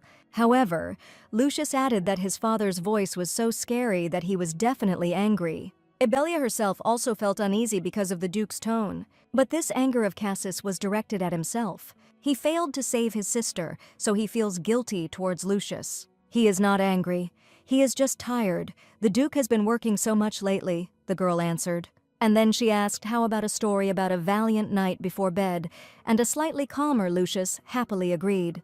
He really wanted to hear this story, and the nanny said that his father was able to defeat even a dragon, like a knight. "Of course you want to become like the Duke, young master?" Ibelia asked him. After he answered in the affirmative, she asked if this meant that when he grew up, he would also go fight dragons. And then the boy thought about it. "Dragons are really scary," the girl teased him, laughing at the fact that he took it so seriously. But Lucius replied that he was not afraid of dragons at all. It's just that if he becomes a knight, he wants to protect Lady Ibelia. And the girl asked in surprise what he meant. He promised to eat well so that he could grow up faster. "And when I become as big as my father, I will definitely protect you, Lady Ibelia." The child smiled broadly. After his words, the girl fell silent, unable to utter a word. Slightly frightened by the prospects, Lucius began to say that if the evil dragon kidnapped the lady, he would drive him away, but almost immediately stopped short, because he noticed that tears were running down the girl's cheeks one after another, and he asked if he had done something wrong. "No, everything is fine. I'm just glad that you will protect me," Ibelia smiled. And the boy confirmed it again. He will soon become just as big and will always protect her. "Thank you, Lucius," the girl thanked him sincerely. At that moment, she was happy. The morning arrived as usual, bright and sunny, and the inhabitants of the house gathered at the table for breakfast, but Lucius was sad. Duke Adelhart was missing. "It seems that my father is angry with me after all." The boy became completely despondent. Ibelia tried to calm him down, saying that the Duke was simply busy and that Lucius shouldn't worry about him. But she herself felt that Cassis was deliberately avoiding her son, and she sincerely did not understand why. It's a shame there wasn't more information about Cassis in the original. In the original novel, Aria of Light, the story begins after Lucius has inherited the title of Duke. But by that time, Cassis Adelhart had already died, and all she knew was that Lucius considered him a strict father, and he also seemed to dislike Ibelia. The girl cannot even guess why Cassis is avoiding Lucius, but she was determined not to sit idly by for the sake of Lucius's happiness. And so, closer to the evening of that day, the girl stood resolutely near the Duke's study. She hesitated a little, gathering her courage, and then knocked on the door. As soon as the girl appeared in front of the Duke, the man asked her what had happened. "I wanted to talk about yesterday," the girl began. However, the Duke did not want to talk about it and flatly refused to discuss anything. Then Ibelia said that Lucius was very worried, to which the man retorted that she should not worry about it. "When we signed the contract, I asked you to pay more attention to Lucius," Ibelia reminded.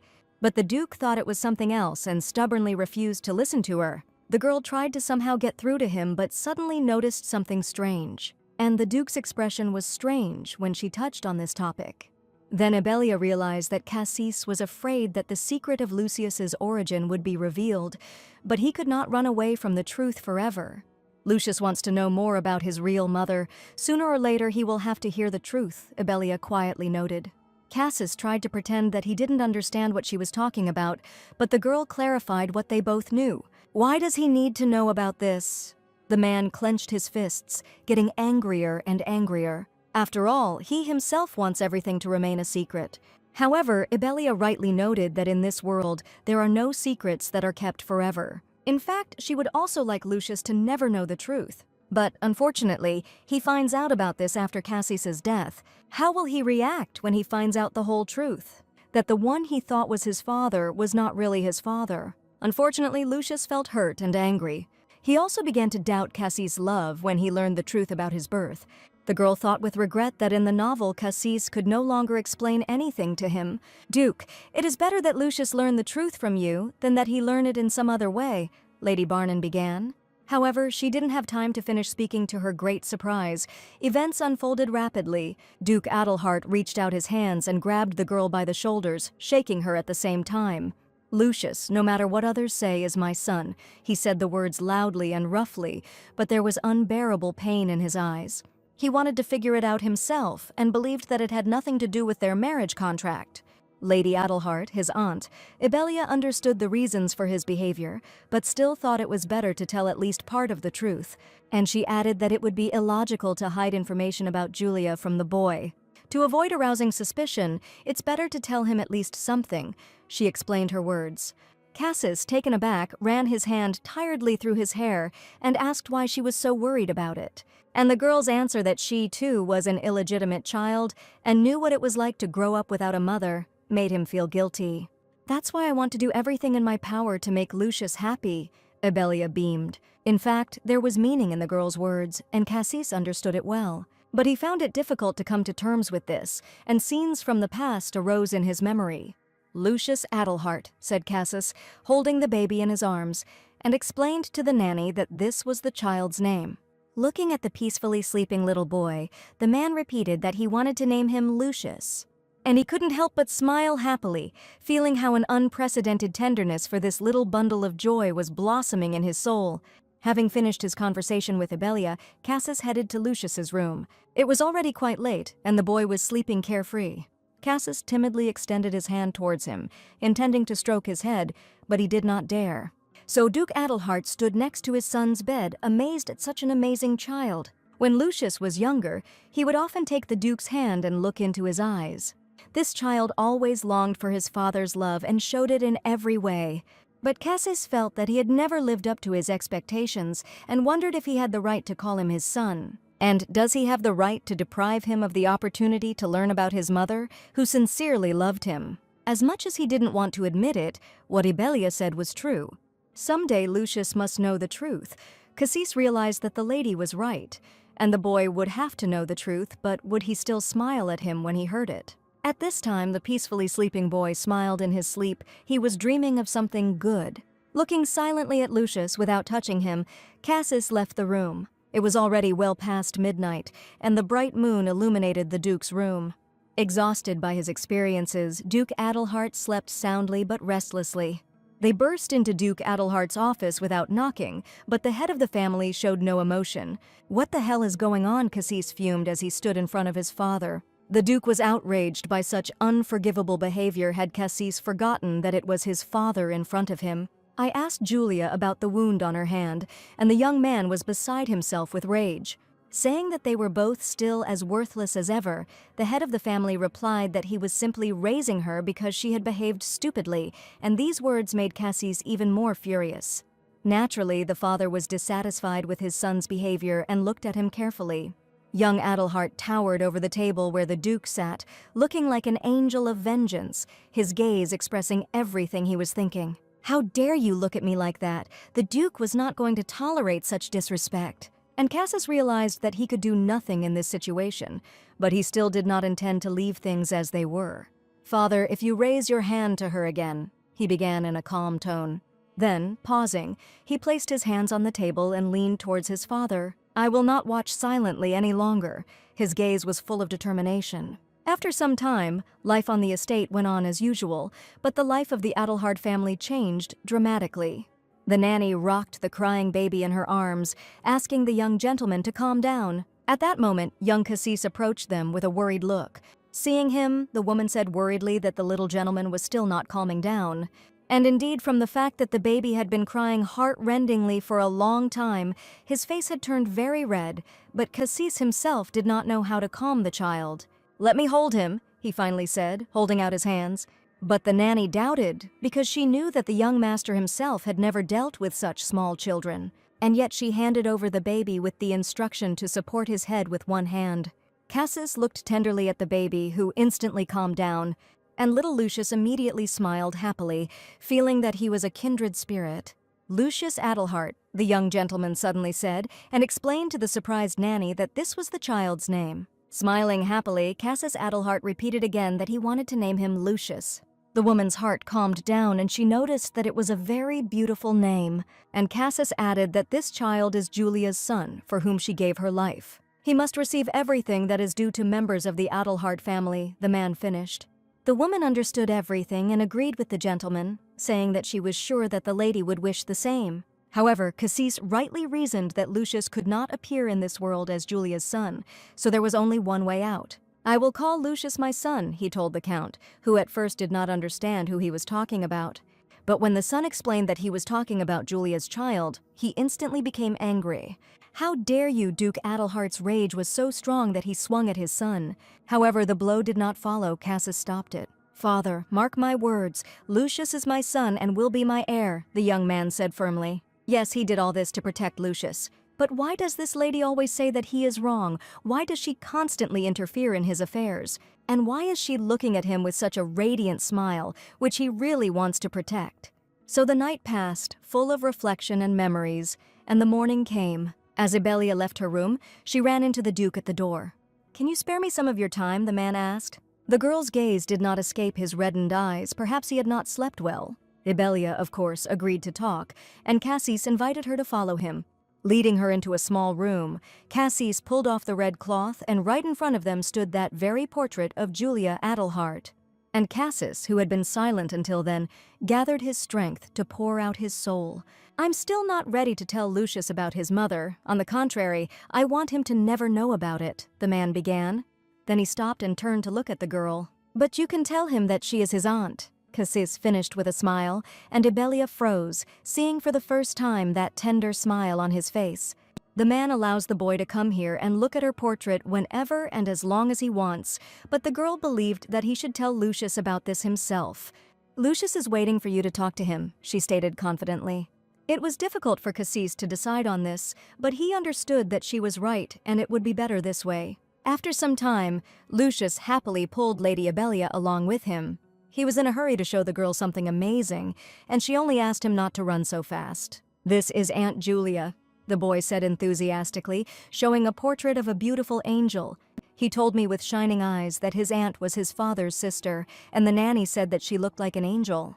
Yes, she is very beautiful. Ibelia was happy that he was happy. However, they were interrupted by a maid who informed them that the lady had a visitor waiting. "Countess Barnane has arrived," the maid announced, and the lady immediately tensed up. But almost immediately she said that she would not accept her and ordered that she be sent back. And in the future, if she came, not to report but simply to send her back. But she said that she would not give you the maid unless you came out to her. These words made Ibelia wary.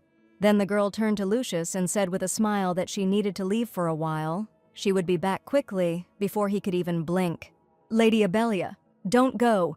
The boy didn't want to let her go, and was worried when he saw her reaction to the uninvited visitor. Trying to calm him down, the girl stroked his hand, assuring him that she would be quick, and when she returned, they would walk in the garden and weave bracelets from clover. "Okay, I'll wait," the boy answered reluctantly and looked very sad. At this time, the Countess was raging in the living room, screaming that she was her mother and why she couldn't see her child, despite the servants' attempts to calm her down. "Who are you to call yourself my mother?" Ibelia asked sternly as she descended the stairs. Seeing her, Countess Barnane could not contain the anger that immediately appeared on her face. "You don't have to bring any treats," the girl ordered the servants as she approached. "What a terrible way to treat guests," the woman said loudly and indignantly again. To which Ibelia replied that rude women who burst in without an invitation could not be considered guests. "Okay, let's get down to business. Why did you come?" the girl asked, and the slightly discouraged countess said that she had not even invited them to the wedding and was not giving them a dowry. Did she really want to show in this way that she was breaking off relations with her family? The woman asked. "That's right," Ibelia answered calmly, which again caused a wave of indignation that she had forgotten that it was the Count who insisted on this marriage. However, the girl retorted that she was ultimately engaged to Duke Adelhart, and after the wedding she will become a member of the Adelhart family, so why should she maintain contact with the Barnane family if there is no benefit from her? The countess's beautiful face was once again distorted by disfiguring anger, and the woman literally choked with indignation. Besides, you despised me for bearing the name Barnain, so be glad because I will soon stop doing so, she added clearly. And since she had nothing more to say, and she did not intend to continue the conversation, Ibelia said goodbye. Ungrateful brat, came the voice after her, and the girl froze. Don't forget how mercifully we saved your worthless mother, the woman persisted. Ibelia asked if she was threatening her and was going to harm her mother, to which the woman shouted that they expected gratitude from her for their kindness. Listening to these claims, Ibelia thought with disgust at how she dared to threaten her family. Leave immediately, the girl was no longer going to tolerate such treatment. And also, if you dare to touch my mother, I will not leave it so easily, Ibelia warned. Countess Barnain could not believe that this brat dared to speak to her like that, and even threaten her. And the girl, after thinking a little, added something else. It would be better if you obediently let Annie go. Having said this, Ibelia left the living room. With mixed feelings, the girl slowly returned to her room. Having thought it over carefully, she realized that she couldn't sit back and that she needed to meet Samuel as soon as possible. Without wasting any time, the very next day she showed up at the merchant's. The young man immediately asked how she knew about the Talana flowers. After all, Arya's cough had noticeably decreased, but he was interested in how the girl had found out about this property of the flower. However, Ibelia believed that what was more important now was that his sister was getting better, and Samuel agreed. You seem to want to tell me something else. The girl changed the subject. And indeed, the head of the guild found out that the healer she was talking about lived in the north of the capital, but Lady Barnain was most interested in whether she would be able to meet her.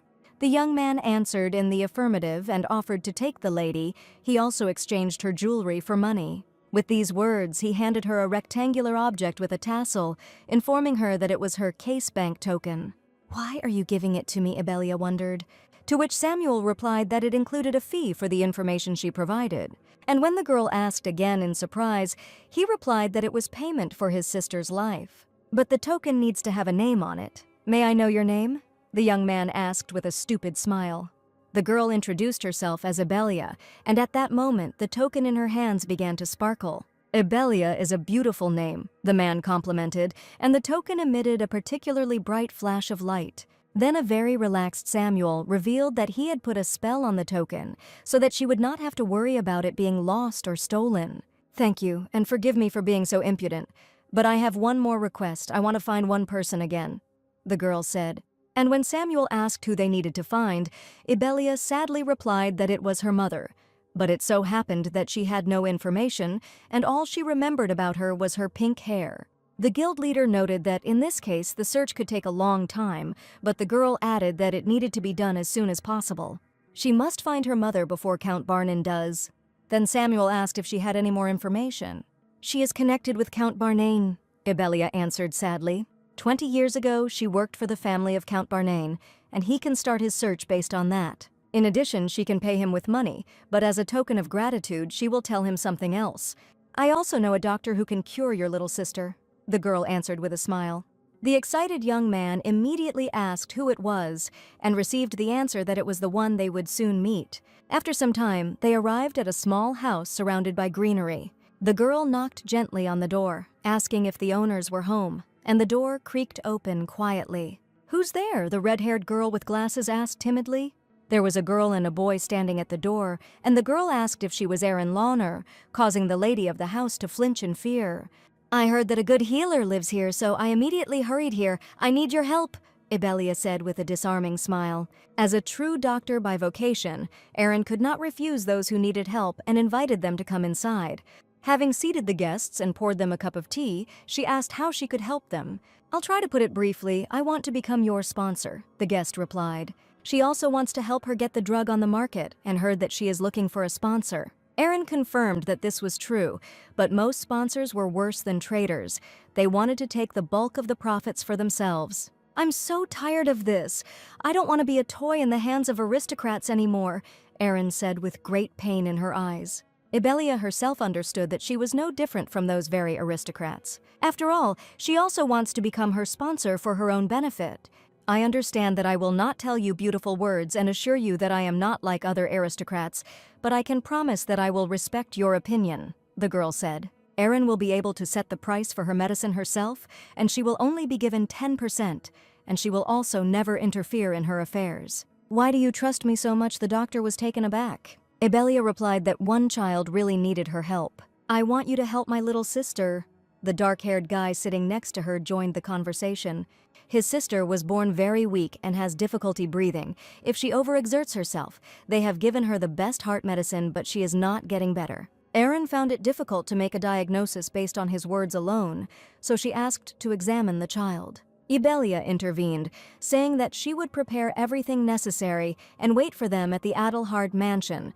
Thus, she could also maintain anonymity. And Samuel added that he would also introduce the lady to his sister. Ibelia wondering what little Arya was like. Probably as cute as Lucius. After negotiating with Erin Lawner, the young men headed back to town. Sitting in the carriage across from Samuel, Ibelia reflected that he loved his sister very much. However, he created the Sierra Guild in order to find a cure for her illness. I think Arya will be happy to see you, Samuel suggested, who had already returned to his appearance.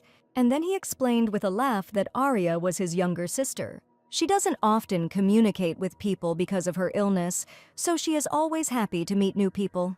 The girl politely replied that she hoped so, but his next words surprised her. Besides, you are a very kind person, Samuel smiled dazzlingly. But after a moment, Ibelia's gaze dimmed. She didn't think that this was really the case. However, she must treat Arya very well. After all, the girl is Lucius's future lover. They soon arrived at the Denoa mansion, and the young man helped the lady out of the carriage. Inside the house, they were already met by the butler. The servant was very surprised at who arrived with the young master. She is my special guest, Samuel said, introducing Ibelia, and he added that the lady would visit Arya often, so it was worth taking care of her. However, in order to maintain some anonymity, he introduced the girl as Rose, and turning around, he promised to give her a bouquet of roses next time. They went up to the top floor and headed to the younger sister's room. Arya Denoa, Samuel's younger sister, looked at the people who had visited her in surprise. Seeing her brother, she immediately rushed into his arms. But the next moment, she instantly turned to Ibelia and asked who the lady was, which made the girl surprised at the girl's energy. Samuel hesitated a little, wondering how to introduce his companion. Hello, my name is Ibelia Barnain. The girl leaned towards the little girl with a smile. Upon hearing her name, Arya immediately said that she would call her Eve, and only then asked if she could call her sister Eve, to which Ibelia, slightly taken aback, agreed. Are you my brother's girlfriend? The little girl suddenly asked, causing both adults to freeze. Samuel asked in horror where she learned such a word, and the little girl answered that she read it in a book. Then the young man replied that you can't say such things to strangers. It's impolite. Then why did my sister come here? The little girl wondered. Squatting down in front of her, the older brother replied that she had come to take her to the doctor, and the little girl immediately became worried. She didn't want to go to the doctor. They were hurting her and constantly stuffing her with some nasty things.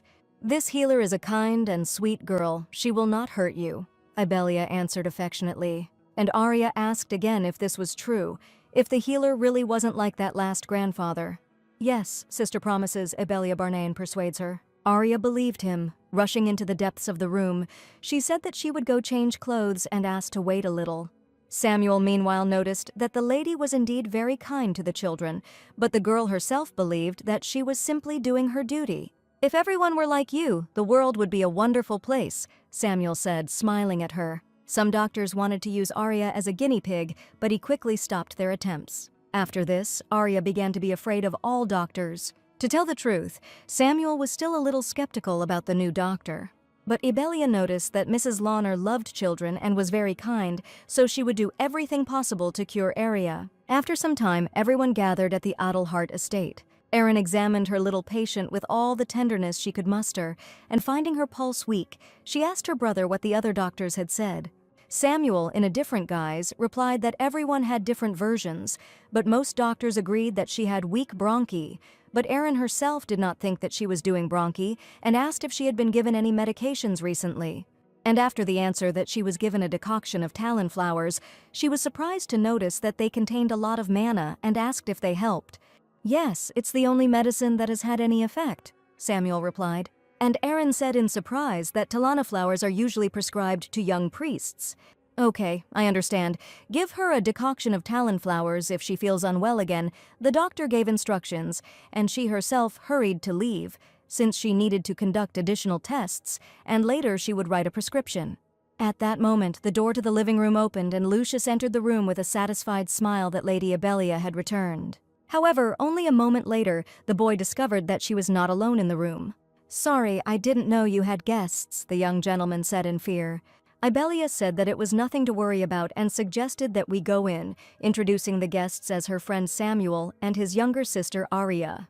"Hello, my name is Lucius Adelhart," the boy bowed politely and introduced himself. Aria immediately shortened his name to the short Lucy and asked how old he was, to which the surprised boy replied that he was 7.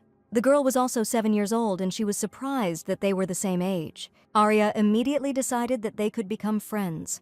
"Great, I like you, and besides, we are the same age, so be it. You can be my friend?" The little girl smiled.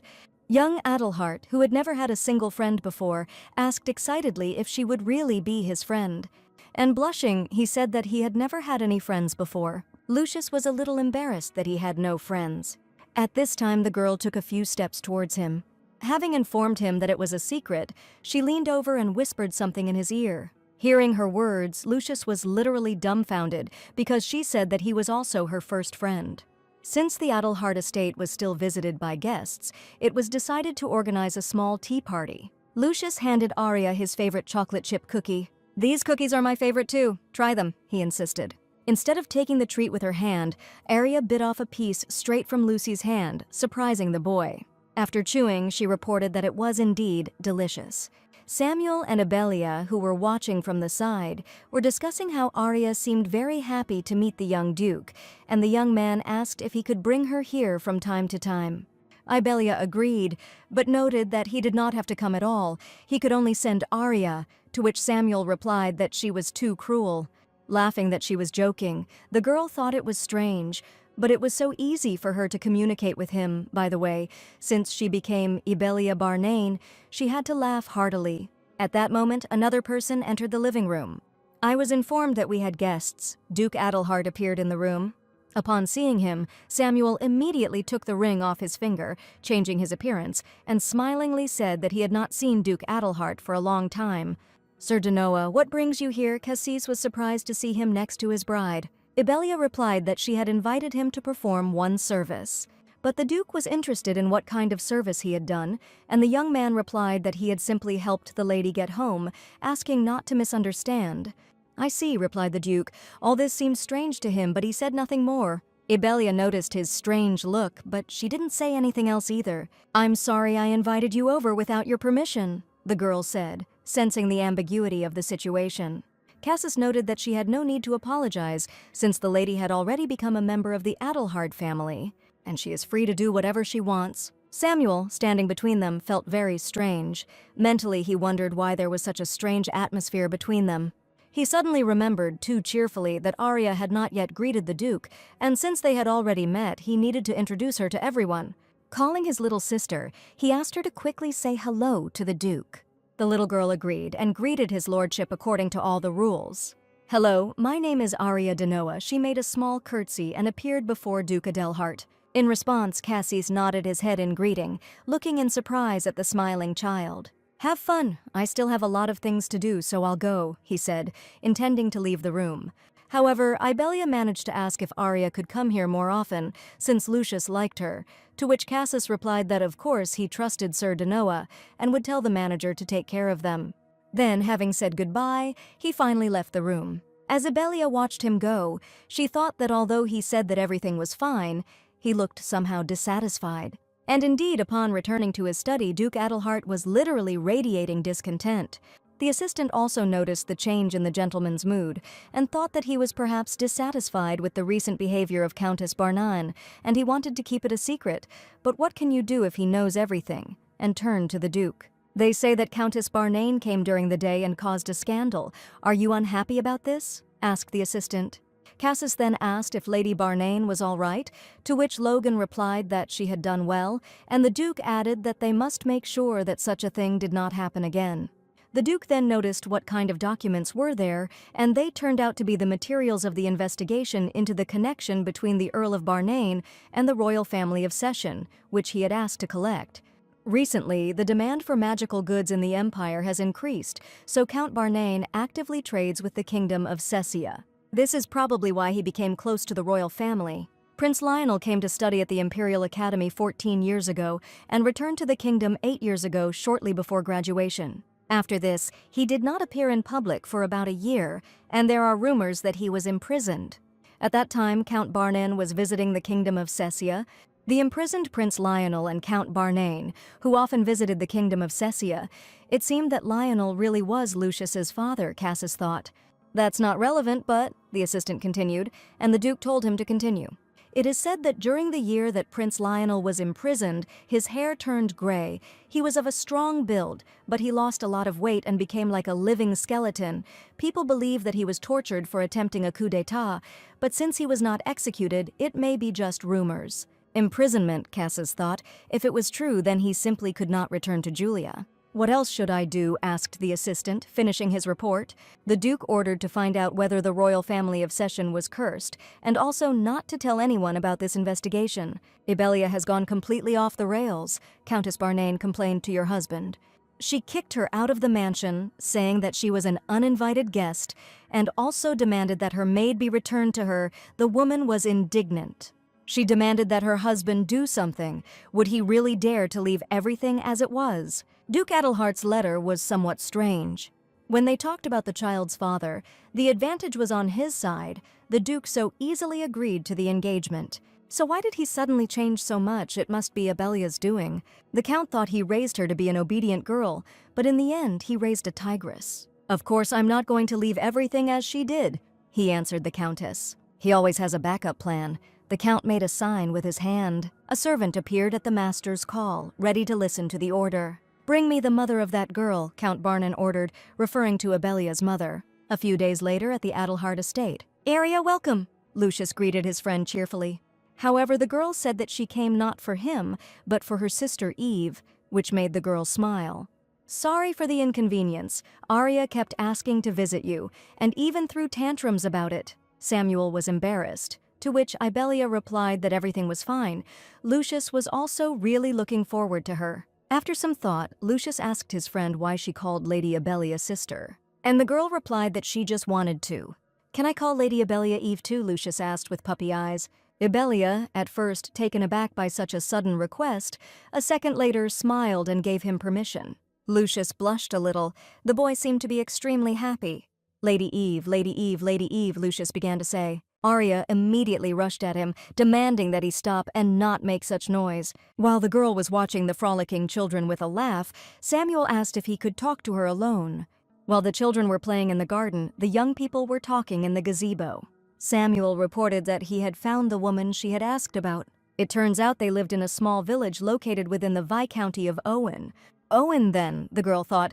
It seems the real Ibelia doesn't remember this place. However, she told Samuel that everything was correct and asked if he had managed to find her mother. Mom, the girl happily rushed towards the woman with the same pink hair as hers. The woman asked her dear Eve if she enjoyed playing with her friends and if she was hungry. So warm, she knows it's just a dream, created from the memories of the real Ibelia. She herself had never experienced such peace, and now she really doesn't want to wake up. However, sounds and someone's voice made her wake up. Are you all right, madam? You must have had a nightmare, the maid asked, opening the curtains in the morning. And when Ibelia confirmed that this was indeed the case, the maid remarked that today was such a good day, so the mistress's mood would definitely improve. But before Ibelia had time to get out of bed, the butler knocked on the door with the message that the lady had a guest. But no matter how much they ask her, the woman refuses to answer the servants' questions about who she is and where she is from. However, she has pink hair. The servants tried their best to hold back the pink-haired woman who was rushing into the master's quarters. Ibelia, Ibelia, she screamed loudly despite attempts to calm her down. Everything is fine, let her in, the girl ordered, going down to the first floor. The woman immediately rushed towards her, calling her by name and her beloved daughter, stretching out her hands to her. She grabbed Ibelia's face in a sort of maternal tenderness. How have you been all this time? You are the same as I remember you, cooed the guest.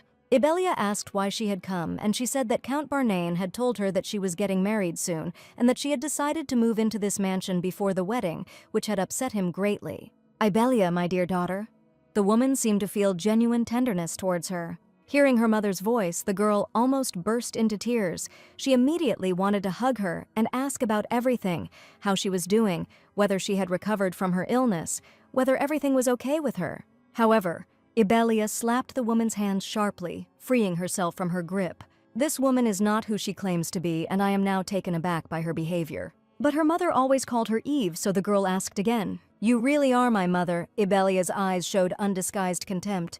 Playing to the end, the woman began to pretend to be indignant that she did not remember her mother at all, her mommy, who had not seen her for a long time, and even spread her arms in an attempt to hug her. But the lady already understood everything and only exhaled tiredly, and then called the butler. "This woman is pretending to be my mother. Send her to the capital prison," Ibelia ordered calmly. Fear was clearly visible in the stranger's eyes, but she reproached the girl until the very end for how she could speak to her mother like that. Even the butler doubted and asked the lady again if she was sure Ibelia was completely sure, because Samuel had already told her everything yesterday. Yesterday she heard that her mother died 14 years ago. When the girl first heard this, she couldn't believe it, because Count Barnane had promised to send a doctor. But what did Ibelia feel when she was told that Count Barnane had never done this? And she believed this man all her life, and believed that in this way she was helping her mother. "My mother died a long time ago," the girl answered the impudent stranger with disdain, to which the woman, already seized by the servants, hysterically screamed that she was simply following the orders of Count Barnane and loudly begged for mercy. Ignoring the screams, Ibelia ordered the butler to prepare the carriage. She intends to go immediately to the mansion of Count Barnane. Soon the Adelhart carriage was approaching the Barnane's mansion. Entering the house, Ibelia already knew how she would act. If he still refuses to give her Annie, she will be forced to take her by force. "Who is that there? Could it really be Ibelia herself?" was heard from the second floor. With his face twisted with anger, the brother asked how she dared to come here. He heard about how the girl treated the countess, how she dared to drive her away like an uninvited guest. "You have no conscience," the man raged. But Ibelia calmly replied that the countess was indeed an uninvited guest, and in general they always treated her like a stranger. "And at the same time you want me to be polite to you in return." The girl came up close to him and was not going to give in. She also warned her brother to be careful if he fell down the stairs again. Next time he wouldn't get away with a broken leg.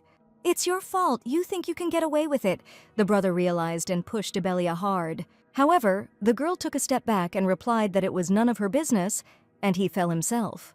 "That's what I'm telling you, be careful." She later kicked him in the leg, and she reminded that in a few months she would become Duchess Adelhart. Therefore, he strongly advises him to behave decently. The maids of the Barnane mansion were busy with housework near the mansion. Suddenly, someone called Annie's maid by name, and the girl turned around in surprise. Lady Ibelia took the girl by the hand and pulled her along. To the surprised question of where, the lady replied that she would explain everything later. First, they needed to get to Duke Adelhart's mansion. Holding hands, two young girls, the mistress and her maid, hurriedly left the mansion. They quickly reached the carriage standing at the entrance. Ibelia persistently pushed Annie to get into the carriage, but she still doubted. "What's going on here?" Count Barnane's thunderous voice came from very close. Ibelia forced a smile on her face and noted that she hadn't seen him for a long time, and explained that she had come to pick up her maid, since it seemed the Count had forgotten about their agreement. "You came to pick up the maid without even greeting your father?" asked the Count. But the girl already understood what kind of person he was, and therefore only smiled. "And you are my father. Don't make me laugh, please. You have never treated me like a daughter," she answered coldly. "But if he insists, then she can say hello," the Count almost choked from such impudence. "Oh yes, thank you for the present. I mean the woman who pretended to be my mother," added Ibelia, already turning around to get into the carriage. The Count asked in surprise what her words meant. Did she really not recognize her mother? The girl already understood everything about the personality of the man standing in front of her. And she answered quite calmly that 14 years ago he promised that if she moved in with them, he would send a doctor for her mother. The Count was about to answer that this was so, but to his surprise, the girl interrupted him, saying that he had not kept his promise. And Abelia learned about this from a reliable source, so even if he doesn't try to deny it, he didn't keep his promise, and she no longer has a reason to stay in their family. "Don't talk nonsense, you're my daughter," the man smiled stupidly, and the girl also smiled back, confident that she was right. "I have already said that you have never treated me as a daughter," Abelia repeated again in a tone that brooked no argument.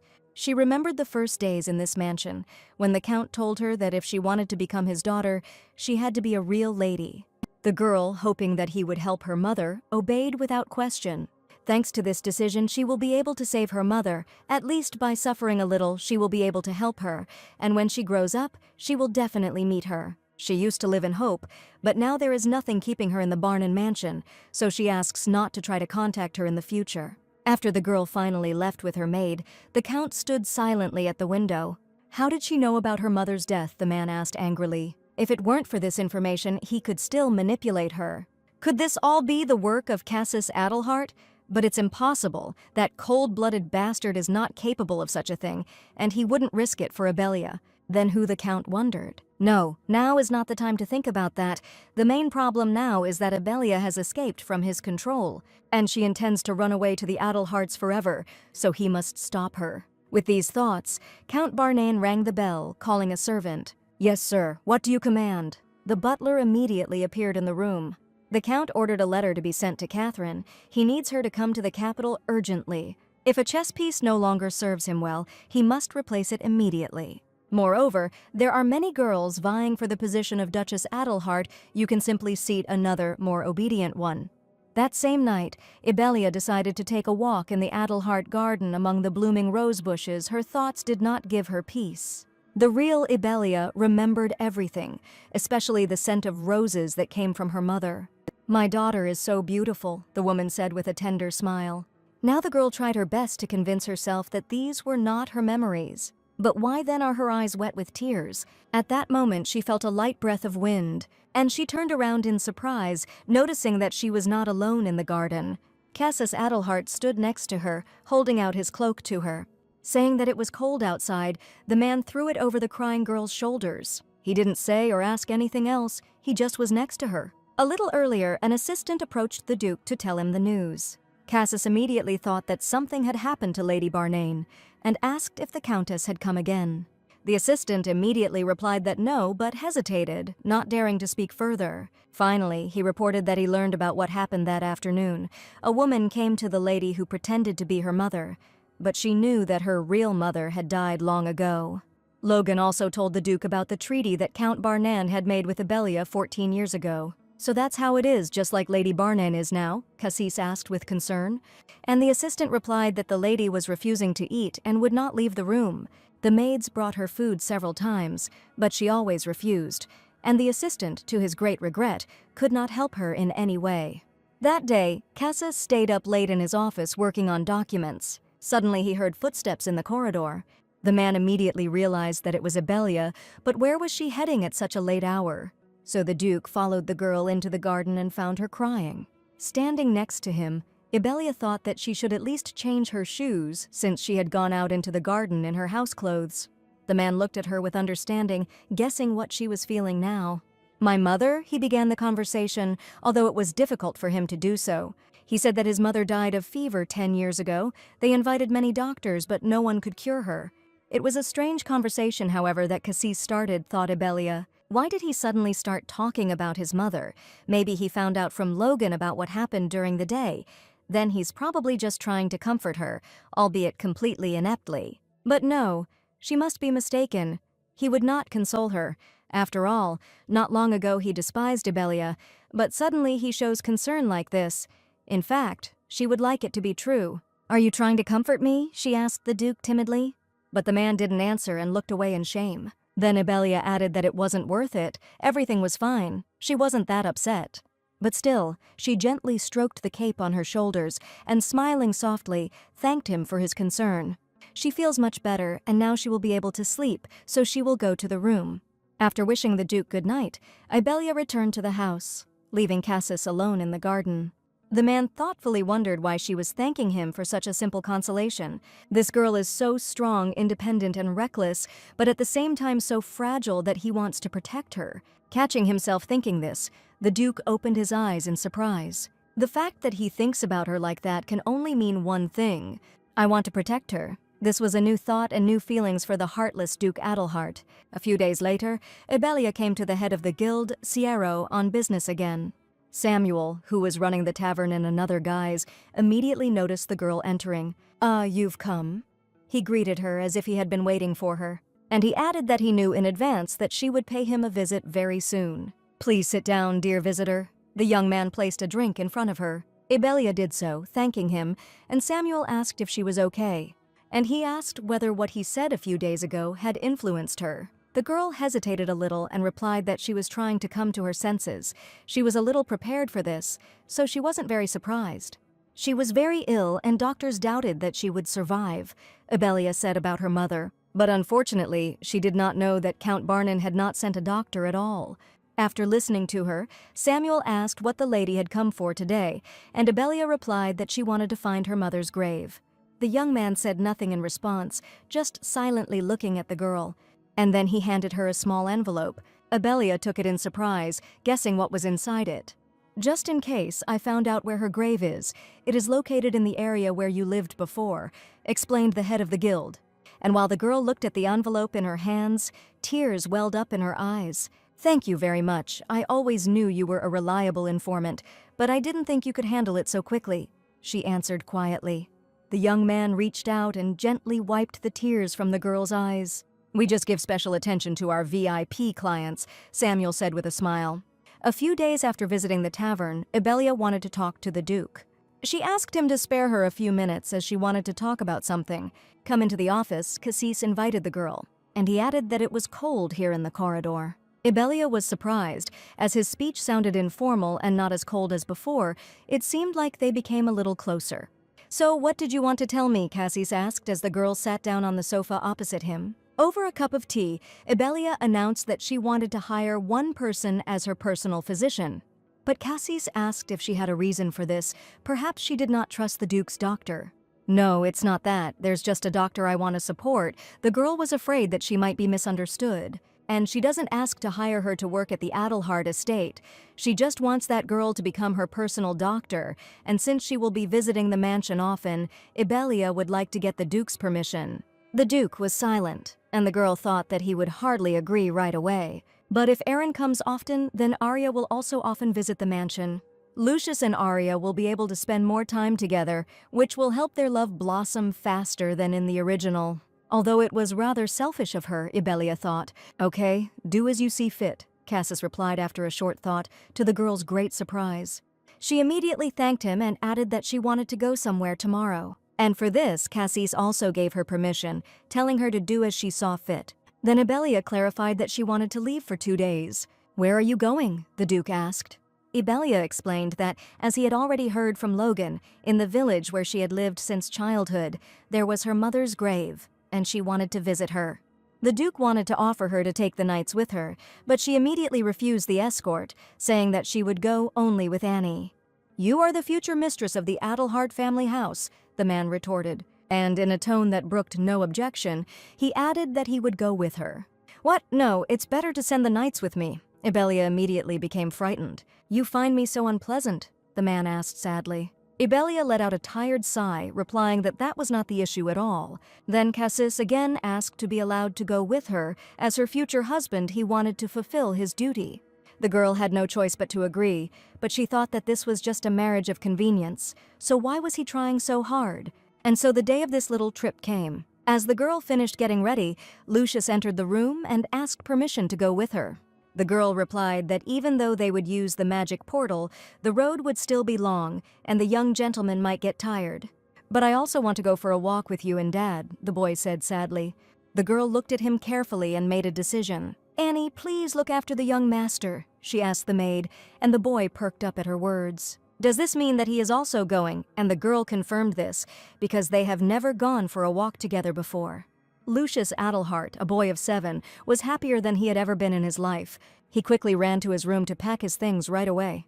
Ibelia thought that perhaps such a chance would help her bring her and Cassis closer together. A little later, everyone sat down in their carriages.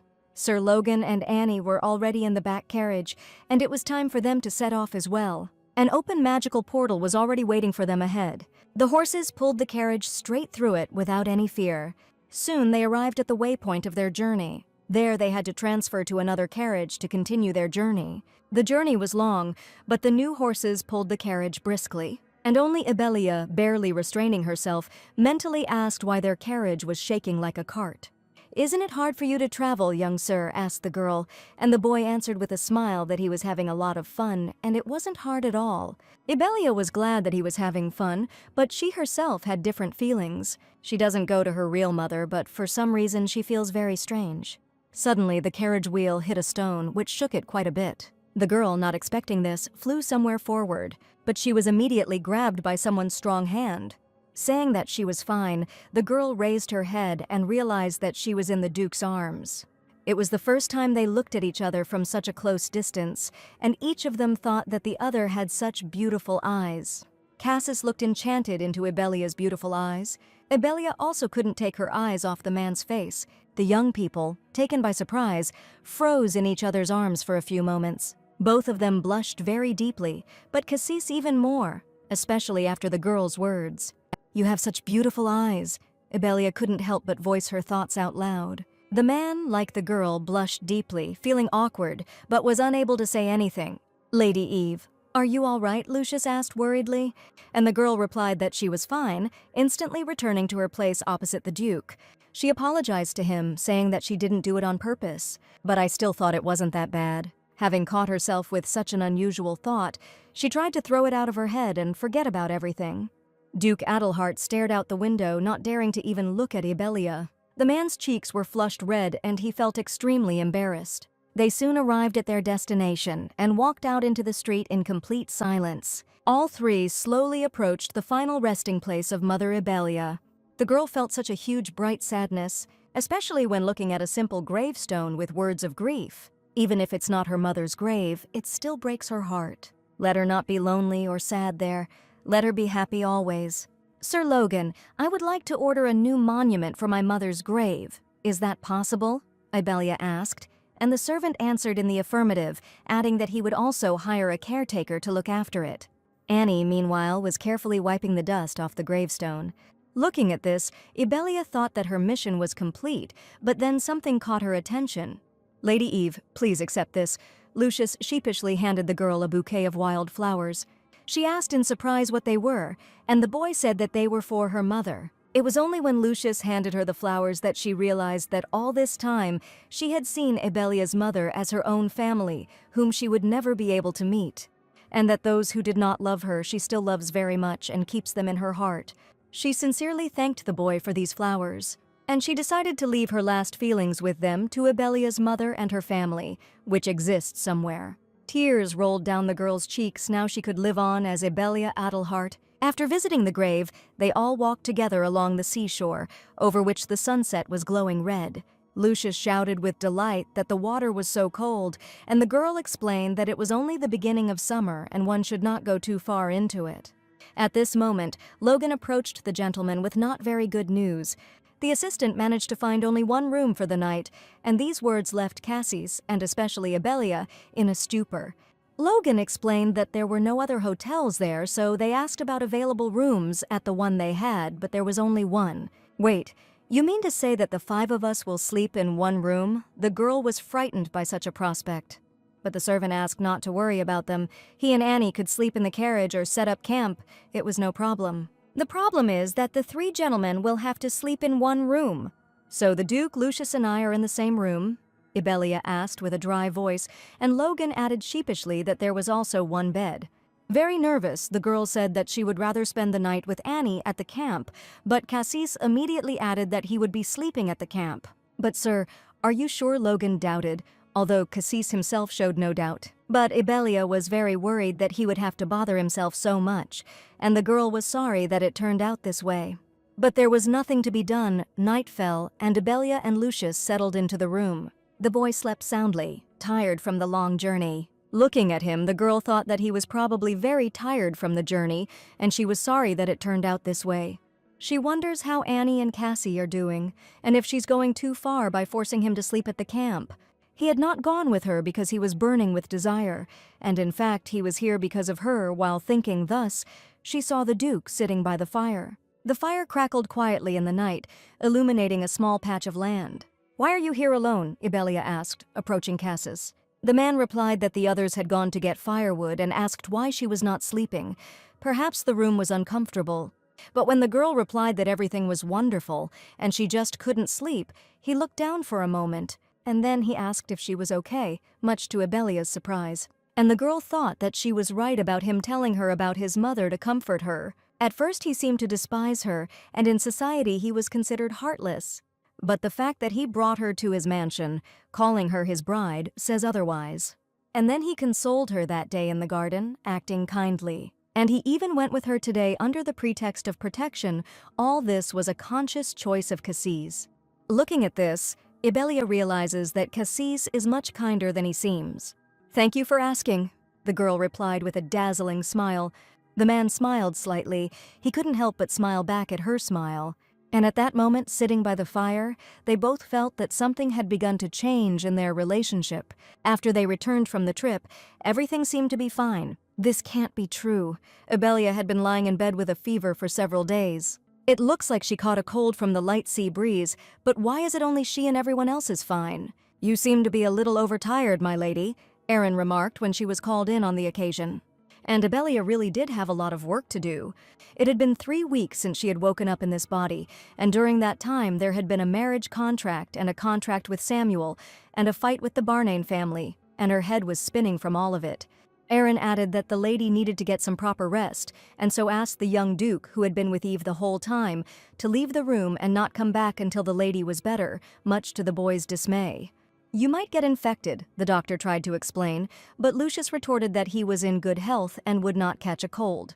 However, Aaron insisted that she would make sure that Lady Ibelia got enough rest, because then she would soon be able to recover and play with him again, and Lucius had to agree. "Then get well soon, Lady Eve," Lucius wished. Overcoming her weakness, the girl smiled and thanked him for his concern, promising to recover quickly. Meanwhile, the Duke and his assistant discussed the fact that His Majesty had again refused an audience, and that another way had to be found. And also, Mrs. Barnane is feeling ill. The doctor said that it looks like she caught a cold from the cold wind, the servant reported. The Duke asked her with concern how she was feeling, to which Logan replied that she was already feeling much better than she had been this morning. "Okay, you can go." Cassis dismissed the servant, and he himself thought only of Ibelia. It was just beginning to get dark. Ibelia was lying in bed, occasionally falling asleep. Opening her eyes, she looked at the clock, wondering how much time had passed and whether it was time to get up yet. Not yet fully awake, the girl noticed out of the corner of her eye that there was someone in the room. And this is definitely not the young master, because he is too tall. "Your Grace?" The girl jumped up, hearing Cassis's voice telling her to lie down and not get up.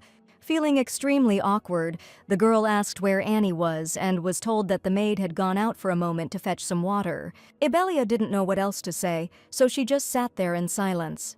"How are you feeling? They say you have a cold," the Duke broke the silence.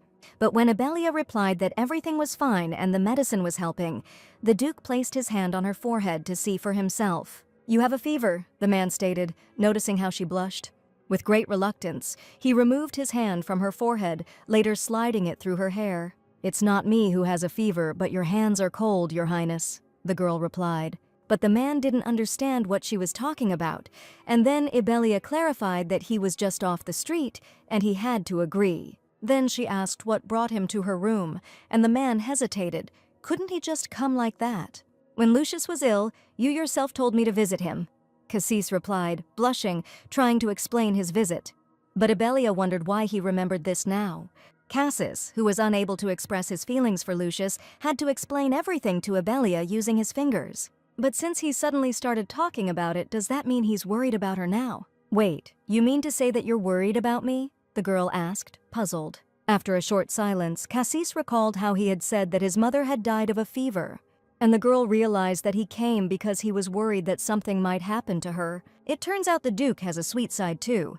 Wait a minute, maybe she's just dizzy from a cold? Ibelia wondered. Had she really just caught herself thinking that Cassis had a sweet side? Although, to be honest, his concern was pleasant to her. And since we were talking about it, the girl asked what his mother, the previous duchess, was like, since she would also have to take care of the duchy for the next 3 years.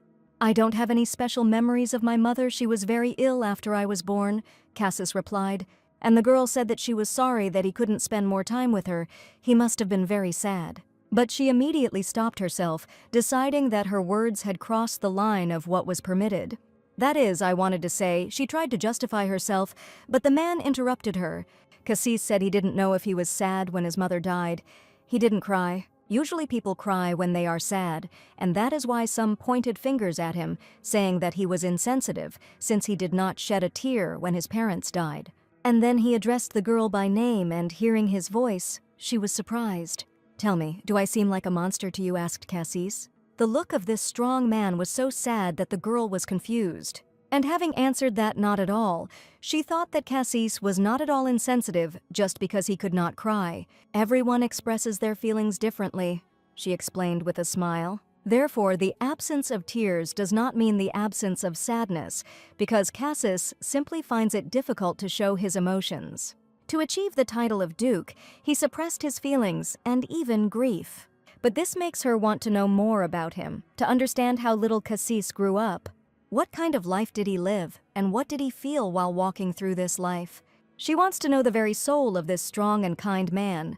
Finally, the Duke hurried away, saying that he had taken up too much of her time. Ibelia bid his lordship good night affectionately, and the man wished the same to the girl in return. However, when he had already taken a step towards the exit, Ibelia stopped Cassis, taking him by the hand. Feeling this gentle touch, the man froze. "Thank you for worrying about me," the girl said sincerely. "Good night to you," she said, smiling tenderly. Cassis Adelhart managed to leave the room with great difficulty and walked along the corridor on weak legs. His hands were shaking nervously. He understood that something was happening. After all, this is the first time he looks at a girl with these seething feelings in his chest. When she came to break off the engagement, he felt nothing of the same for her. But today, her beauty captivated her. The memory of this beautiful girl with a dazzling smile made the man blush. After Ibelia recovered, Arya and Lucius came to visit them. The boy hesitantly greeted the little girl when he noticed her in the hallway, and he asked how she was doing, to which Arya began to answer quite calmly. But then her voice rose to a scream, and she said that everything was just terrible for her. "I was sick," the girl complained, tightly clutching her teddy bear.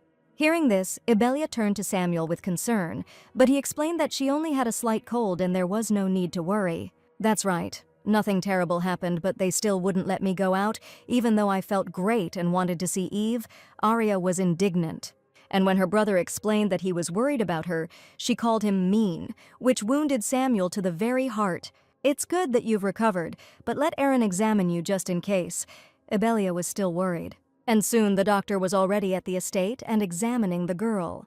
She noted that everything was fine with Arya. She even became healthier than last time. It seems that the Talana flowers really help.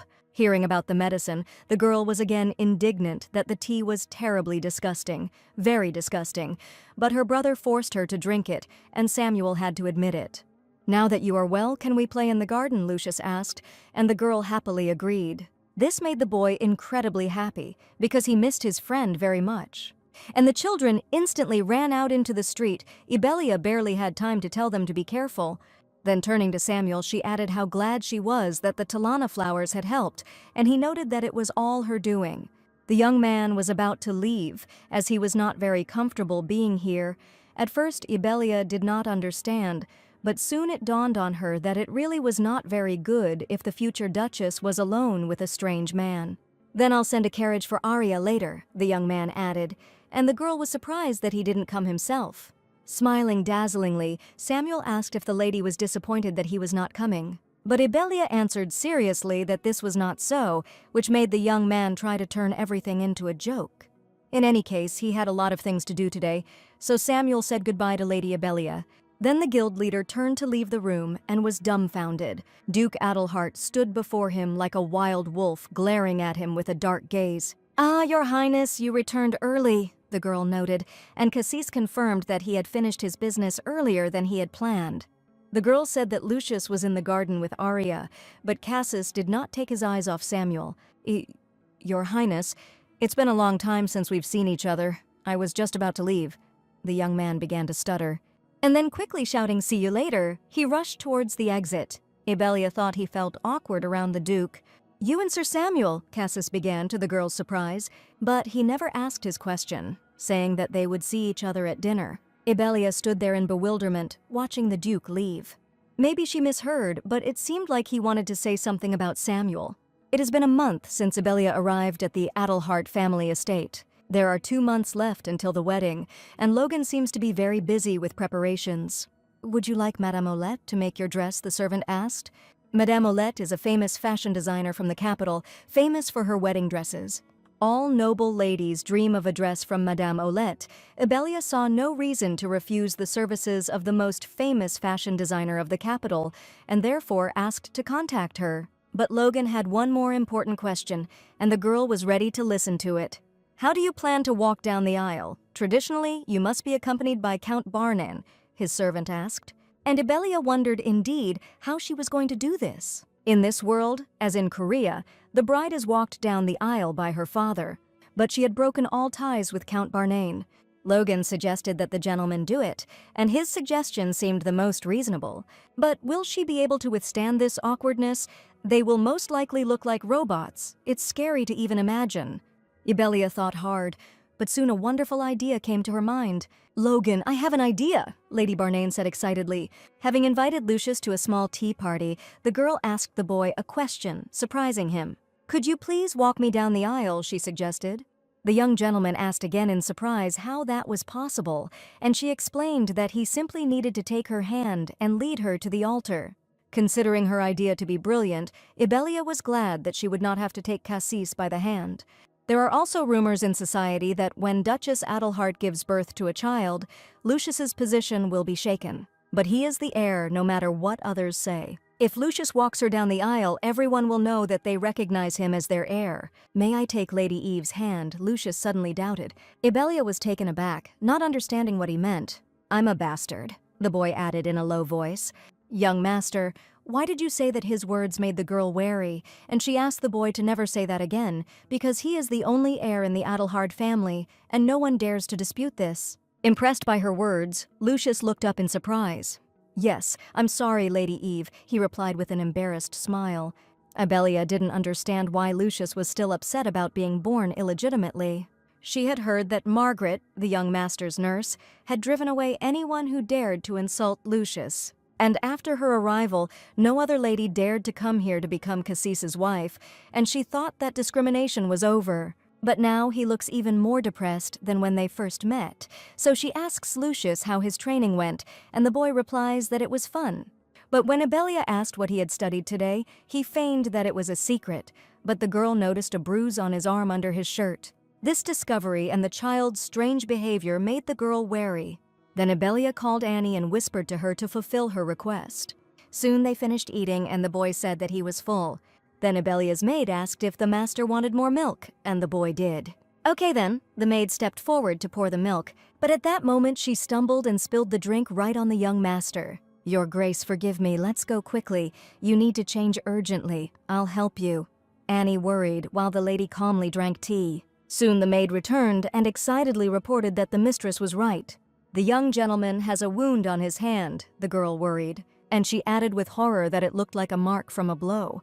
"The mark of a blow," Ibelia repeated, still not believing it, but suspicions crept into her head. Who dared to hit Lucius? Even if he is a bastard, the servants have no right to touch him. 2 suspects remain, Cassis and Margaret. But Cassis dotes on Lucius, he would never hit him, so there is only one thing left. What about his nanny? "It's strange that she didn't notice his bruises before," she asked Annie. But after the girl answered that the young master was being dressed by his personal maid, she was very surprised. The personal maid's name is Jo Markra. She is from the Markra family, who have served the Adelharts for many years, and is said to be the niece of Alex Markra, the young master's fencing teacher. "Alex Markra, I see," the lady said thoughtfully. Lucius Adelhart fell again, struck down by his teacher. "Stand up, young master," the man ordered, despite the fact that the boy was completely exhausted. The old man asked how he was going to become the heir with such a weak body. "Stand up and take the sword, the lesson is not over yet," the teacher was adamant. "Annie, when is Lucius's next fencing lesson?" Ibelia asked, wanting to prove the bastard's guilt by taking the Duke there so he could see it with his own eyes. But it turned out that it would be the day after tomorrow, and that day the Duke had a meeting with high-ranking officials scheduled, and it would be difficult to bring him. In this case, nothing could be done, and the lady decided to sort everything out herself. The wooden swords clashed with great force, producing a deafening sound. "Your stance is terrible, Your Grace." The grown man loomed over Lucius, quickly wielding a wooden sword. Eventually, from a particularly strong blow, the sword slipped from his hands and the boy found himself on the ground. "The Duke, at your age, has already mastered all the basics." The words sounded too harsh. The man was puzzled as to how a bastard like this boy could become the heir of the Adelhart family. It was simply absurd. And this boy, the heir of the Duke, the teacher experienced a feeling similar to disgust. "Being so weak, you will not be able to achieve anything," he told the child. The teacher thought that he would only tarnish the reputation of his best creation, Mr. Cassis. Lucius, being just a 7-year-old boy, could not hold back tears of resentment and shame. The teacher said it was time to end the lesson, and asked again what his lordship should do with what he had learned in the lesson. The boy meekly replied that he would never tell anyone, and the old man repeated again that it was a secret technique passed down only within the Adelhart family, so he should not tell anyone about it. The young gentleman cringed at these words and repeated again, "Yes, teacher. I'm even afraid to imagine what will happen to the Adelhart family. That must be why the late Duke was against bastards." The old man seemed to spit out every word with hatred. And he added that it must be very difficult for Mrs. Barnon to see the young gentleman as such a weakling. At that moment, Lucius Adelhart felt so weak, lonely, and helpless. "Who's there?" Teacher Markra asked suspiciously, hearing footsteps. It was Lady Barnane who greeted Lucius's teacher with a smile, and then the girl said that she wanted to talk to him, but they were not in the training room, although it was now time for classes and she had to look for them. "Do you have secret training?" she asked, noting that he was not shy in his expressions and their sparring was too brutal. The man did not understand what was happening, and he told the lady about it. Then Ibelia suggested calling it an open lesson, since the young master doesn't talk about his training. The teacher retorted that sparring was an integral part of training, and rudeness was a way of motivation. Besides, his lessons only concerned knights, and a gentle young lady should not interfere with this. Ibelia immediately realized that the old man had decided to get out of trouble in this way. But the man continued to say that fencing required adaptation to different conditions, so they often changed their training location, and her suspicions were unpleasant to him, and he would report this to the Duke. "In that case, you yourself will not be well, Sir Markra," the girl replied. After all, the young gentleman's entire body is covered in bruises, and does he really think that the Duke will ignore this? Bruises are a common occurrence in knight training. The Duke himself had gone through it, so he understands everything. The man began to get angry, not understanding why the lady had brought up this topic. Ibelia replied that she had no complaints against the teacher. She simply wanted to tell the Duke what he was doing with the young master. However, in response to her words, Sir Markra only grinned, and the girl wondered why he was so calm. Coming close to the lady, the man said threateningly that the Duke would rather believe him, a man who had faithfully served the Adelhart family for many years, than an unknown girl. "I wonder who he'll throw out," he asked, completely confident that he was right. "Let's make a bet, it will be funny," the man said. And then he left without even saying goodbye to the lady. Ibelia only clenched her fists in impotent rage, considering him a scoundrel.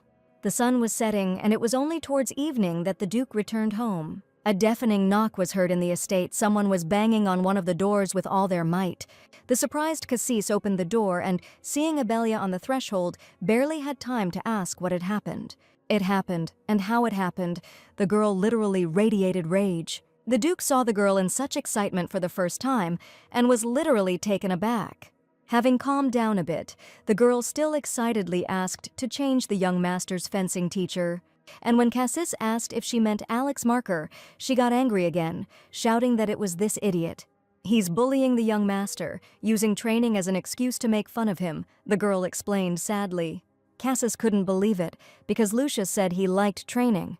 And during the open lessons, the Duke did not notice any problems, because Lucius, on the contrary, smiled and happily practiced fencing. "This is all a game of Sir Markra, he is only pretending." Sir Markra forbade the young master to talk about training. Ibelia was indignant. But when the girl said that the boy had bruises on his arms, Cassis began to believe her. Just recently, the Duke called his son to him and asked how his fencing training was going, if everything was okay. The boy hesitated and hid his hands behind his back, and then with a fake smile replied that everything was fine and he liked it. Cassis wondered why Lucius hadn't said anything, why he hadn't asked for help. The man clenched his fists. He was beginning to understand what was happening. "You can go," he said sternly to Abelia, and she was taken aback by his tone. Cassis said that he heard her and would deal with it himself and she could go. Stepping out into the corridor, Abelia paused thoughtfully, wondering if he had understood her correctly. Duke Adelhart sat in the semi-dark cabin in complete silence. A few years ago, Sir Markra stood on his knees before him, begging for another chance. And he will make a true master of the sword out of the young master, in whose veins flows noble blood. Does it matter that he is a bastard as long as he bears the name Adelhart? So said Markra. Alex Markra, you pathetic worm, you dared to play with me. Duke Adelhart was beside himself with rage. The dull sound of crossed wooden swords echoed across the training ground. Markra's teacher stood to the side, watching the knights train. At some point, the man turned his head and saw the Duke approaching him. "Welcome, Your Highness. What happened?" he asked. Cassis said he heard there was a conflict between him and Lady Barnane. Alex Markra smiled smugly. He had been expecting this. "It seems she did not like my teaching methods, and the Duke himself understands how gentle ladies are," the man said. "This is far from being for them," he chuckled, confident that he was right. Cassis then asked if it was true that he had called Lucius a bastard, to which the teacher replied that it was a misunderstanding. "A misunderstanding," the Duke repeated, his eyes blazing with rage. The teacher assured that he had not said such a thing. Perhaps the lady had misunderstood his words when he said that even a bastard could achieve a lot. "I see," Cassis said, simultaneously picking up the training sword. Taking a stance, the Duke took the sword with both hands, as he had once been taught. Suddenly his hands began to tremble, and memories of him as a boy holding a sword like this, his hands shaking, came flooding back. "And with such skills, you are going to become the heir of the Adelhart family. Don't cry, why are you whining? Weaklings are good for nothing," his teacher admonished him. These words haunted him in nightmares for a long time, as did the image of the teacher. "I haven't fought with you for a long time," he told Marker. He was no longer that weak boy. He was the first to strike a swift blow at his teacher. "You have become stronger, your lordship," the old man defended himself with a smile. But Cassis did not share his good mood and only grew gloomier with each passing minute. After several series of accurately executed strikes, the teacher made a mistake. And the next moment the sword was knocked out of his hands, and Markra's teacher himself sat on the ground, disarmed, with Cassis towering over him. "Alex Markra, leave the capital immediately," Cassis pointed his sword at the old man. The man tried to object that it was unfair to him. Cassis added that if he saw him again at the Adelhart estate, he should blame himself. "You know the reason?" The Duke was adamant, asking if he had made himself clear. That evening, as Abelia prepared for bed, she thought that Cassis was indeed worried about what had happened, and she wondered whether she should talk to him herself. Hearing a knock on the door, the girl decided to open it herself. And I saw Cassis, surprised and red as a tomato. But the man couldn't even answer the question of what happened, as his gaze fell on the bride's revealing nightgown. Abelia didn't understand why the man was acting like this until the Duke told her about her nightgown. "Ah, excuse me, I was just about to go to bed, come in." Abelia wrapped herself up and stepped aside, inviting the Duke. The man tried to say that he would come tomorrow, but Abelia, with a smile that made him blush even more, said that it was inappropriate to send him away, since he had already come. "Come in, don't be shy." She took the man by the hand and pulled him into the room. Sitting down, Cassis said that he had fired Sir Marker and would now teach Lucius fencing himself. And he just wanted to tell her about it, since she was worried, for which Abelia thanked him. The girl realized that Cassis was really worried. He loved Lucius much more than she thought. Sir Markra is a member of an influential family, and he is an excellent swordsman, but I was foolish to believe his promises to change, the man noted with a sigh. Abelia asked in surprise if he too had been subjected to similar treatment by Sir Marker. And what was the previous Duke doing while this was happening? The girl was sincerely indignant, surprising him with her ardor. She looked like a mad demon, and Cassis honestly didn't understand why she was so angry. And Abelia didn't understand how she could not be angry. What Sir Markra did was simply terrible, and the previous Duke who saw all this was also to blame. and she asked if everything was okay with him, but the man did not understand what she was talking about. "I am very worried about you, Duke. It must have been difficult for you even to see Sir Marker today," she added, explaining that this was why she wanted to know how he was feeling. Touched by such attention, the Duke still could not reveal his feelings. Ibelia understood that it was not easy for him to fire Marker. Cassis is an honest man. He was simply trying his best to carry out his father's orders and did not even suspect that this was violence. He was never able to get rid of the injuries and pain he received, but he still overcame it just for Lucius's sake. Ibelia understood his feelings and really wanted to support him. "Your Grace, you can tell me if you are having a hard time. You don't have to pretend to be strong in front of me," she said. "And if he wants to cry, he can cry." She took the man's hand and stroked it gently, calming and supporting him. He can always rely on her because she is his future wife. He saved her from the Barnane family, so now he must let her save him.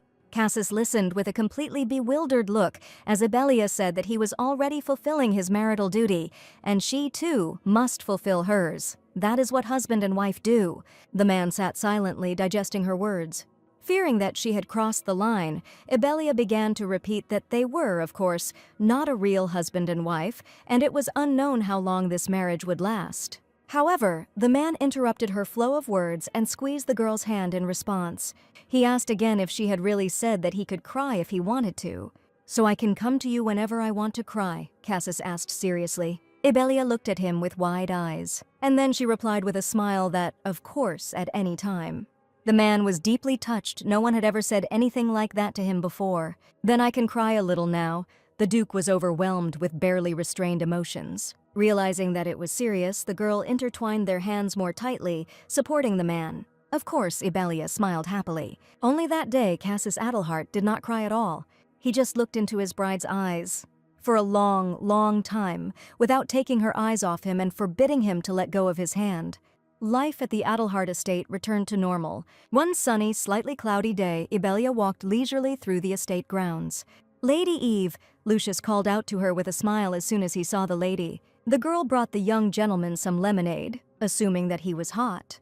Lucius happily tasted the drink, and Ibelia looked at the boy with a smile. Sitting down next to him in the shade of a tree, she thought that it really was very hot today, but she lost her train of thought. Because not far from them, languishing from the heat and therefore stripped to the waist, the knights were training. It was very hot. Ibelia herself had turned red, but not at all from the heat. The Duke, who was also standing next to the knights, noticed the girl's interest and made a sign to the knights with his hand. Obeying the master's unspoken order, the young men immediately threw on their shirts. Lucius noticed that the lady had blushed and assumed it was from the heat, but the girl thought that she seemed to have been noticed when she was staring at the knights. Trying to change the subject, Ibelia said that the young master had never responded to her proposal.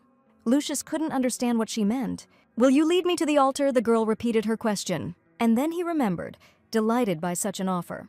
The boy beamed like a bright sun and replied that he would be happy to. Meanwhile, Ibelia noticed someone at the training grounds other than the knights. Several people were approaching them directly. Duke Adelhart introduced the approaching girl to Ibelia as Nikita, saying that she would be her bodyguard. Ibelia greeted her politely, but asked why she needed a bodyguard, since she spent all her time at the estate. Cassie replied that she would definitely need it, and Nikita added that the lady would have to participate in social events. Ibelia completely forgot about social events. She decided that as soon as the wedding took place and she became a duchess, her mission would be accomplished. Thinking that she needed to properly prepare for social life, the girl invited the young gentleman to go to lunch. After finishing the fencing lesson, Ibelia, accompanied by Lucius and a bodyguard, headed to the dining hall. "Knight Nikita, I have a question," the lady asked casually. Pretending to be barely interested, Ibelia asked what the Duke had said to the knights there on the parade ground, and the bodyguard immediately replied that the Duke had ordered them to put on clothes. He probably didn't want the lady to look at half-naked men, which made Ibelia startle. It turns out that it happened because of her. But why? Cassis doesn't care what she does, they are just contract partners. And the girl decided that he was probably embarrassed by rumors that their marriage was not for love, and although there was nothing she could do now, all she could do was play along with Cassis. Lunch at the Adelhart estate that day was very interesting. Lucius sat with his mouth open, forgetting to eat, because Nikita was telling interesting stories. There is a legend about a mysterious power in the royal family of Cesia. Those who possessed this power could control huge dragons or transform into animals such as wolves. Lucius was delighted, and Abelia thought that if such a mysterious power really belonged to the royal family of Cesia, then perhaps it was somehow connected with Lucius's curse. But she is confused by the fact that a curse and a mysterious power are completely different things. The curse is rarely referred to as a mysterious force, and if she had read the entire novel, she might have found a way to lift it. Abelia asked Nikita if there were any cases of hereditary diseases in the royal family, but the knight replied that she did not know about it. But even if there were, no one would know about it. After all, something like this could become a weakness in the eyes of other countries, and Abelia had to admit that it made sense, but she couldn't just forget about Lucius's curse. It would be much easier to ask Samuel, but he would most likely pester her with questions if she asked him. Looks like she'll have to figure this out on her own. The first thing Abelia did to get answers was go to the library, and now she was surprised at how big it was. While looking at the books, the girl heard someone else enter the library. It turned out to be Duke Adelhart, who did not expect to meet a lady here and therefore blushed deeply. "I wanted to read, and Logan let me come in here," the girl replied. Then Abelia asked what his lordship was doing there, and the man replied that he was looking for some materials. Seeing that she was looking for something, Cassis asked what book she wanted, and then Abelia saw what she was looking for. The necessary book, History of the Kingdom of Session, was immediately found, but she ended up high on the top shelf. Abelia tried to reach her, but her height proved problematic. Suddenly, her outstretched hand was covered by a strong male hand. Startled by surprise, the girl turned around slightly, and with her back she felt that the man was too close to her. "This is the book you are looking for." He handed the book to the girl. He was so close to her that the girl could not take her eyes off his red eyes. Finally answering that this was what she was looking for, Abelia thanked his lordship for his help. "Are you interested in anything else?" Cassis asked, and the girl wanted something light to read. Walking through the library, Cassis collected several books for Abelia. The girl didn't expect that he would try so hard for her. "I've picked out some light books for you," he finally said, handing her some serious works on history and strategy. Looking at the books, Abelia realized with surprise that this was what Cassis read when he wanted to relax, and she could hardly hold back her laughter. "What made you laugh?" the man asked, blushing. The girl said that these did not look like light books and explained that she meant novels. "But I find them interesting, so I will read them," said the cheerful Abelia, thanking her. Cassis blushed again when he saw how amused the girl was. She asked him to give her the books, but the man volunteered to take them to her room himself. "I want to do it," Cassis insisted, even though she refused.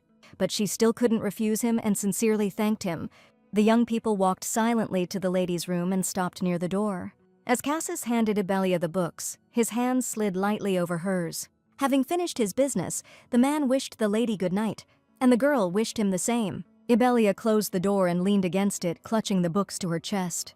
She was surprised by the feelings that settled in her soul. And why are all her thoughts revolving around Cassis? Strange night.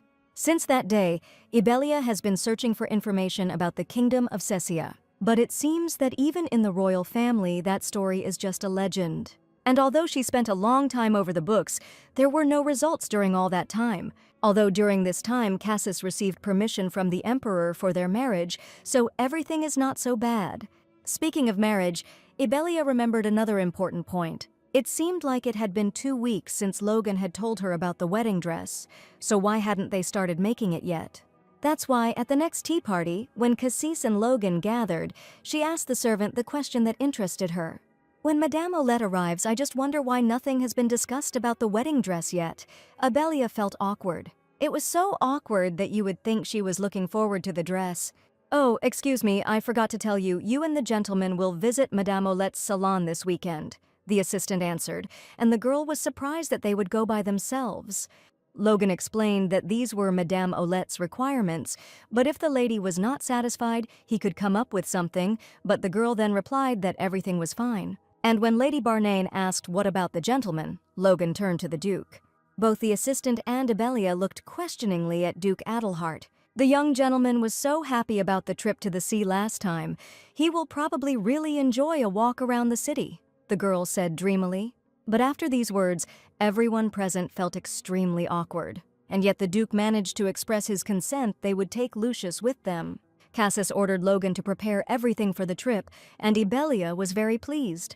A few days later, the time came for a trip to Madame Olette's salon. Lucius, as always, looked out the window with delight, and his attention was drawn to one sign on the building. He asked what kind of place it was, and was told that it was a cafe where they served all sorts of delicacies that the gentleman liked, which made his eyes sparkle.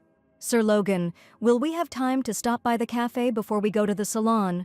Ibelia asked, and the assistant replied that they would have time after the salon and before going to the opera, so they could stop by the cafe. Ibelia told Lucius that they would definitely go to the cafe, which made the boy happy, and asked if he could eat something tasty there. "Of course, I'll order you a chocolate drink," the girl smiled, and Lucius, like a real child, broke into a joyful smile. They soon arrived at Madame Olette's salon, and the bell rang as Ibelia stepped inside. There they were already met by the salon servants, led by Madame Olette herself. From the very top of the stairs, the woman greeted her guests. "So this is what she is like," Ibelia thought, feeling the greatness of this woman. "Lady Barnane, I have been expecting you," she greeted the Duke's bride separately. And they got to work straight away, the first being a Mrs. Evans dress, which is very popular now, with a closed top and lace sleeves, a cinched waist, and a full skirt. Ibelia noted that they were very beautiful, but it was not what she wanted. "Is there anything else?" she asked the master. And she explained that the Adelhart family should not blindly follow fashion, surprising Madame Olette with this. She thought Lady Barnane was a quiet person, since she never made her debut in society and lived in the Barnane family like a hermit, but she, it turns out, has character. She had a thought that it would be better to refuse the order if she were a nobody, but she still called the servants, ordering them to bring something special. Lady Barnane has changed her mind and is clearly worthy of wearing her dresses. The dress that was brought was off the shoulder and had a very bold design on the neck. It is not like all the others and will help the lady stand out from the crowd. "That's a completely different matter," Ibelia was impressed, as was Lucius, who was sitting next to her. The girl asked to make her dress based on this design, and the seamstresses started taking measurements. Madame Olette promised to come to the Adelhart estate in person, which surprised Ibelia, and explained that she would make an exception for her. "Consider this a special sign of attention. I hope we will see each other again." The fashion designer smiled. The girl sincerely thanked the lady for her care, thinking that she needed to maintain a good relationship with this woman.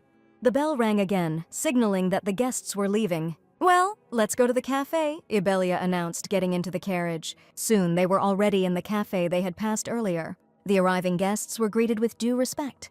Logan reported that the Adelhart family had arrived and they were escorted to the 5th-floor terrace. Lucius was delighted from the moment they were led out onto the terrace. There was a beautiful view from there, but the girl warned the boy not to go too close to the railing. It was dangerous. Ibelia was very glad that Lucius was in a good mood. But what she didn't expect was for a man to gallantly move the chair in front of her. "Sit down, lady," Cassis decided to court the lady. Cassis froze with the chair in his hands because the girl did not move. But Ibelia was so taken aback that she simply looked into his eyes for a while and then only thanked him. Ibelia said that she had not yet had dinner and suggested that they have a snack here. The Duke volunteered to order the same as she did. Watching the man take a long time to look at the menu, she asked if his lordship liked desserts. The man hesitated, blushed, and answered with difficulty that not very much.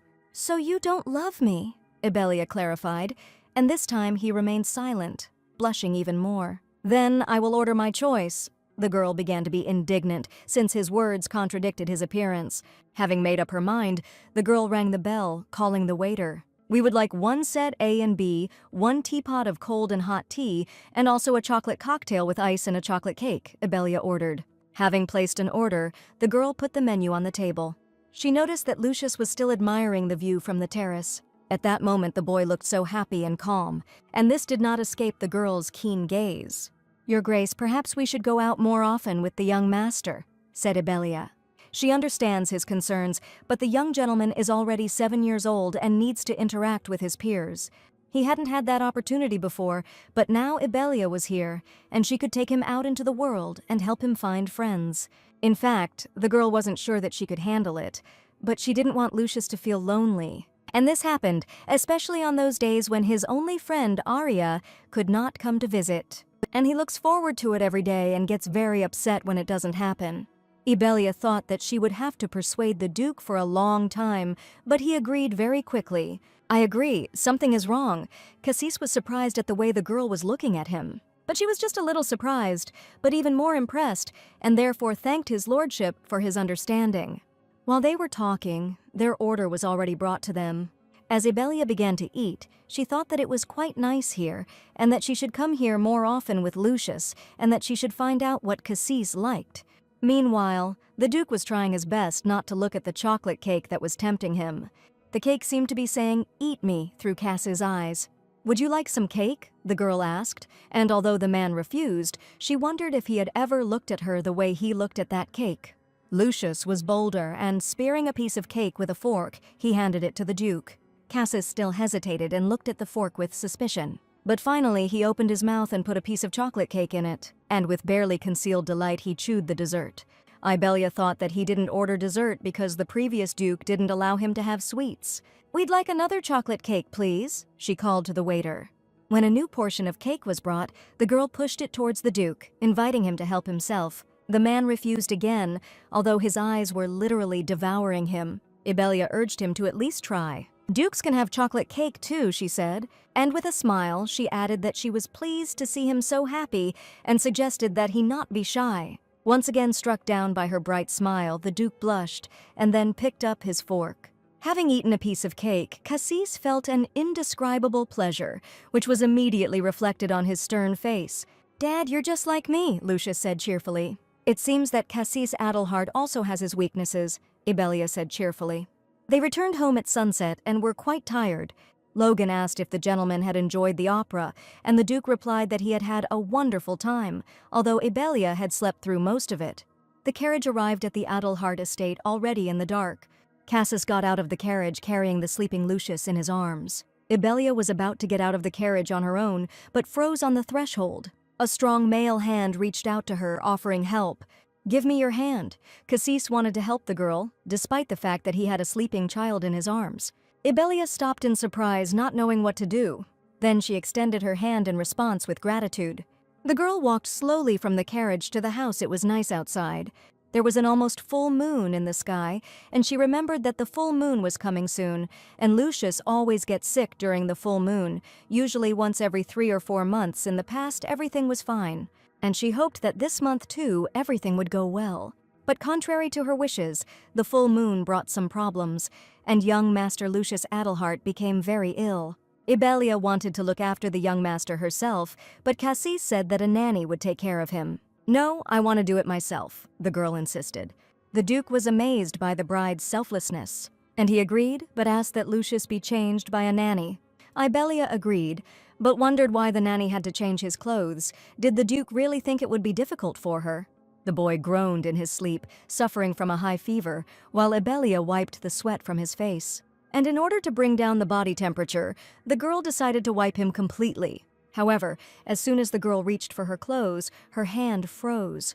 Although the Duke said that the nanny should change his clothes, she can unbutton the buttons herself. But what she saw made her freeze in surprise. "What is this?" A dark drawing of the sun and moon appeared on the child's body. At that moment, Cassis returned to the room with a stack of towels and froze on the threshold. "Did you see?" asked the Duke, while the girl tried to justify herself by saying that she wanted to wipe the young gentleman. Ashamed of her disobedience, Ibelia apologized and was very sorry that she had decided to act so willfully. But the Duke stopped her stream of regrets, saying that it was his fault. He himself should have told her everything earlier, because she would become Lucius's mother and should know about this. "This is a secret between Lucius and me," the Duke began. But the girl stopped him, saying that she couldn't just listen to his secret, and she offered to take a magical oath of secrecy, although Cassis believed that he could not ask her about such a thing. "No, I'm going to leave someday anyway, so it's better to take an oath," the lady insisted. And her words stunned the man to the depths of his soul. And then he was overcome with sadness. He didn't know how he would live without her. After all, Ibelia was right, she would leave someday. The Adelhard family mage performed the ritual, and Cassis continued his story. "Lucius is cursed. On the night of the full moon, the mark she saw appears on his left chest, after which he begins to have a fever. He and the magician decided that it was a curse passed down through the paternal line, which is why Cassis was looking for his father. "So there is a curse in the royal family of Cessia?" Ibelia asked, and the Duke answered in the affirmative. However, they have not yet found a way to remove it from the young master. But Ibelia was interested in how to bring down the fever, to which the Duke replied that it would go down on its own in a few days, but until then they could do nothing. The girl was worried that Lucius was suffering so much and they couldn't do anything. But then it dawned on the girl that there was one way to bring down the fever. The next day, Ibelia sent a letter to her friends. The recipient looked at the letter from Lady Barnane with surprise. The answer to Ibelius's desire to help Lucius lay in the hands of Samuel's family. A few days after sending the letter to Samuel, he and Arya arrived to visit Lucius. The girl burst into the Adelhard estate like a hurricane, screaming that she had heard that Lucy was sick. Samuel explained that she had been so eager to come that he could not refuse, even though he warned her that she might get infected. Ibelia volunteered to take them briefly to Lucius's room, and on the way Samuel asked how he was feeling. "He's not very good," the girl answered truthfully.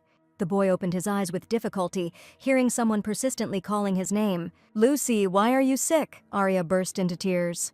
Sitting by the boy's bed, she asked him not to get sick because she didn't like it when he was sick. "I'm not sick. I feel much better when you're around." Lucius smiled. But the girl pounced on him, ordering him not to lie because it hurt him. "Don't get sick, Lucy."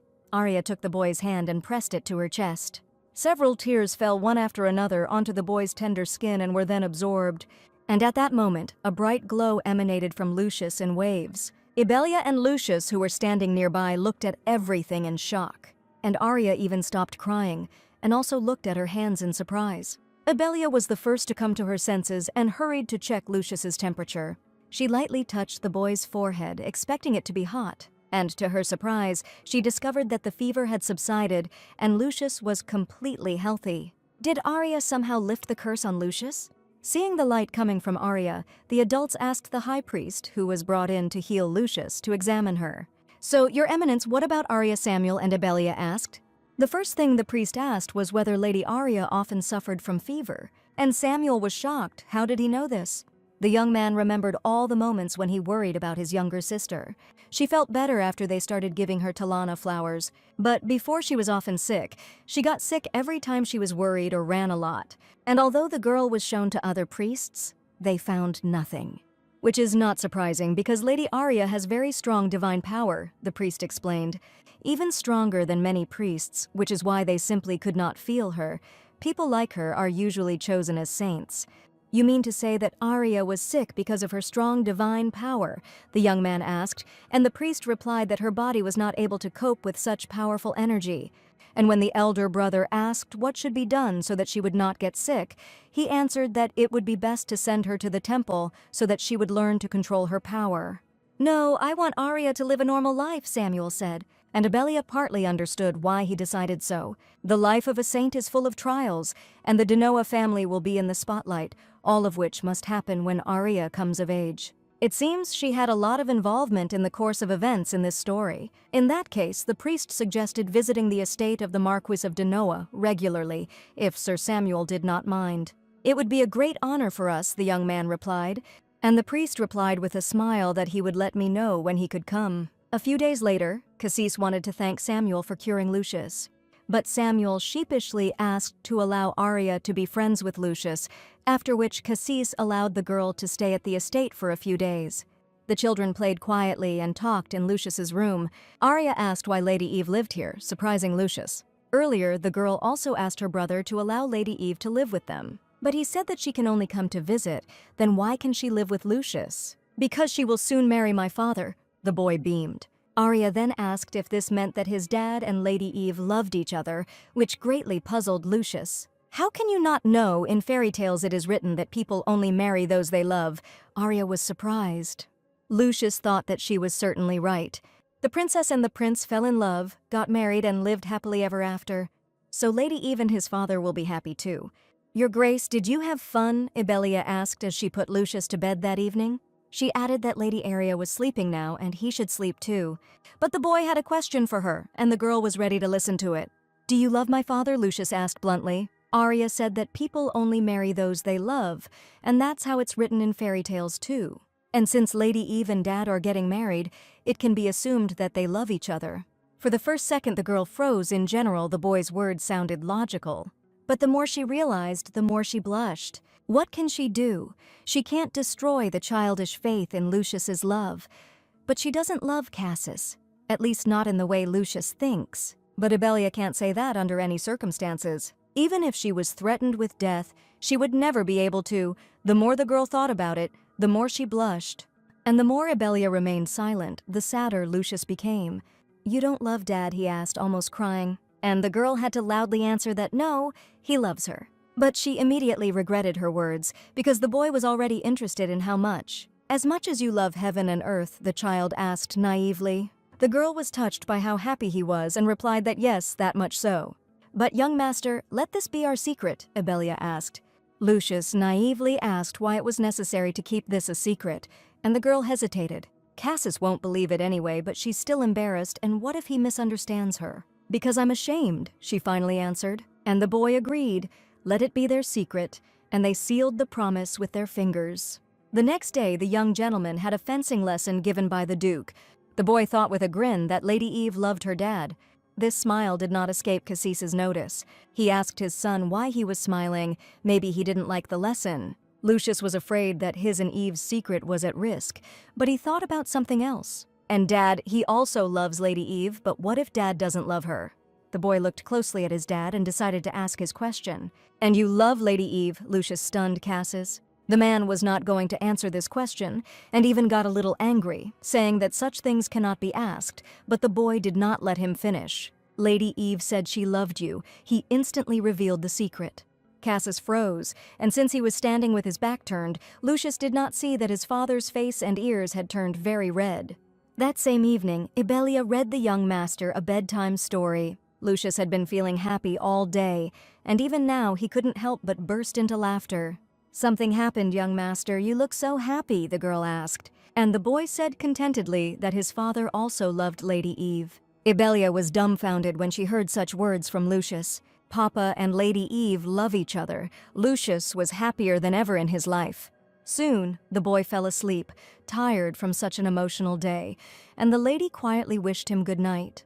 But she could not forget his words about love. Could Duke Adelhart really love her? Could that be true? And what should she do with this information now? The Duke's office was not very peaceful either. Although Cassis was sorting through the documents, his thoughts were occupied with something else. An image of a sparkling girl appeared before his eyes. The man dreamed that this beautiful girl was leaning towards him and whispering in his ear, "Duke, I love you." Cassis blushed, feeling his heart ready to burst out of his chest. The documents fell from his hands. The assistant called the gentleman in vain, but Cassis seemed not to notice anything. Something happened. He woke up, but Logan, noticing the Duke's strange state, said that he would come later. Left alone, Cassis was worried about why he told Lucius this, and if he really loved her, what should he do then? They can't be together, but why does he feel good that she has feelings for him? Cassis really wants to ask why she said she loved him? And intending to do this at once, he went out into the corridor, where he met Ibelia. The young people couldn't look each other in the eye because of what they had recently learned. Ibelia decided that Cassis said this simply so as not to upset Lucius. "Your Grace, the young master was just joking, so don't pay attention to it," she said, making excuses. And without giving Cassis a chance to say anything, she left, wishing him good night. The Duke, stunned, digested her words, deciding that it might be for the best. She always said that she would leave, and she constantly reminds me of it. And they only have a marriage of convenience. They will get divorced anyway, so it's for the best. But how could she say that she loved him, just as a joke? Did she really decide to play with his feelings? But why? What was all this for? Meanwhile, a different story was unfolding at Count Barnon's estate. The servants helped the Count's invited guest out of the carriage. Lady Catherine arrived at the Barnane mansion personally at the invitation of the Earl. The servant led the guest straight to the Count's office, and the girl walked smiling. Finally, she will enter the capital's high society. Catherine is the daughter of the Eaters family, which, unlike the Barnanes, is not at all rich. They did not have the money to live in the capital, so she could only dream of high society. She believed that she did not deserve such a life, and now she would enter high society and become, at least, the wife of the Marquis if the Count helped her. Earlier, Baron Eaters asked his cousin, Count Barnane, for help, but he refused him, tearing up the letter asking for help. However, a few days ago, Baron Eaters received a message from the Count, in which he asked to send Catherine to the capital as soon as possible. Long time no see, Count. The girl was happy and looking forward to a new life. Count Barnane greeted her, noting that they had not seen each other for 5 years. "You have grown so much, become a stately lady since you arrived." The Count showed politeness, and the girl answered with a smile that she could not think about the road since he called her so urgently. "Okay, then let's get down to business. Do you remember Abelia?" the man asked. Catherine froze in surprise, feeling anger rising in her soul. Are we really going to talk about that pathetic girl? The Eiders family is certainly not rich, but they are no worse than some illegitimate child, although she is still his only daughter. He probably wants to use Abelia to make a profitable marriage and marry her off to someone from a rich family, but it doesn't seem like that. "Of course I remember, why not?" she asked, hiding her anger. But her face changed when the Count added that Abelia was engaged to Duke Adelhard and the wedding was in a month and a half. Catherine sarcastically asked if she needed to be her bridesmaid, and the Earl wondered if that would be enough for her. Catching the look in Count Barnane's eyes, Catherine realized that she was there for a reason. "No, I don't look like a bridesmaid at all," she smiled. Laughing, the man replied that that was what he liked about her, so he would ask her directly, "Catherine, do you want to become Duchess Adelhard?" This question made her eyes widen in surprise. The Adelhard family is one of the most noble families in the empire. The current duke has an illegitimate child, but when she gives birth to an heir, everyone will forget about him. Yes, wealth and fame are what Catherine dreamed of her whole life. But how the duke is engaged to Abelia, she wondered, but the Count said that the engagement could be broken, and he will make sure that Catherine becomes Duchess of Adelhard. Having said this, Count Barnane became lost in his thoughts. Cassius Adelhard, how dare he contradict him? Maybe he just fell in love with this girl, that's why he's acting so strange. But if Abelia can't give him what he wants, he will be forced to send her back. Besides, love is a fleeting feeling, the man thought, and announced that he had a plan. A few days later, the morning at the Adelhard estate began with a commotion. Abelia was very surprised, but the maid gave the lady a newspaper in which Lady Barnane was written in large letters, and there was a provocative photograph. Assuming that this was an article about how she had recently been with Cassis at the opera, the girl picked up the newspaper, but she was horrified when she read the words and looked at the photograph. She was seen kissing other men at the masquerade ball, and Abelia almost choked with indignation. "This is slander. They want to make you quarrel, madam," the maid worried. The girl asked Annie to calm down and asked Logan if his lordship knew about this. Cassis knew and was very angry. Abelia knew there was a reason for this, but it was not true, and the servants knew it. However, at that moment, Logan handed the lady a letter from the Trevish newspaper, which had published the article. It said that these were not rumors. They had many witnesses who saw the lady at the masquerade ball. "But I wasn't there," the girl said indignantly. It seems that someone pretended to be Abelia, and the girl realized that this was the work of Count Barnane. She perked up, wanting to talk to him urgently, but Logan asked the lady to wait while he sorted things out himself. Abelia insisted that it concerned her and still wanted to get to the bottom of it. Logan understood everything, but added that this is why he was here, and asked the lady to simply trust him. "What should I do then?" Abelia worried, and when the knight asked her, just in case, not to leave the house and not to receive guests, she sadly agreed. Evening fell upon the land and enveloped the Barnane mansion in darkness. But inside the house, secret affairs were taking place against the backdrop of the newspaper article. What fools they were to believe such nonsense. It was not for nothing that she bribed the reporter. "Something interesting is brewing," Catherine said cheerfully. A few days later, a visitor arrived at the Adelhard estate to see Lady Abelia. But the girl was not expecting anyone, especially since the visitor did not give his name, so she ordered him to be sent away. "I don't accept strangers," Abelia added, remembering Logan's orders. It seems that this stranger heard something at the ball, and that is why he decided to come here. Meanwhile, the Trevisi newspaper also had a visitor at its editorial office. He came straight to the editor-in-chief's office with a serious conversation.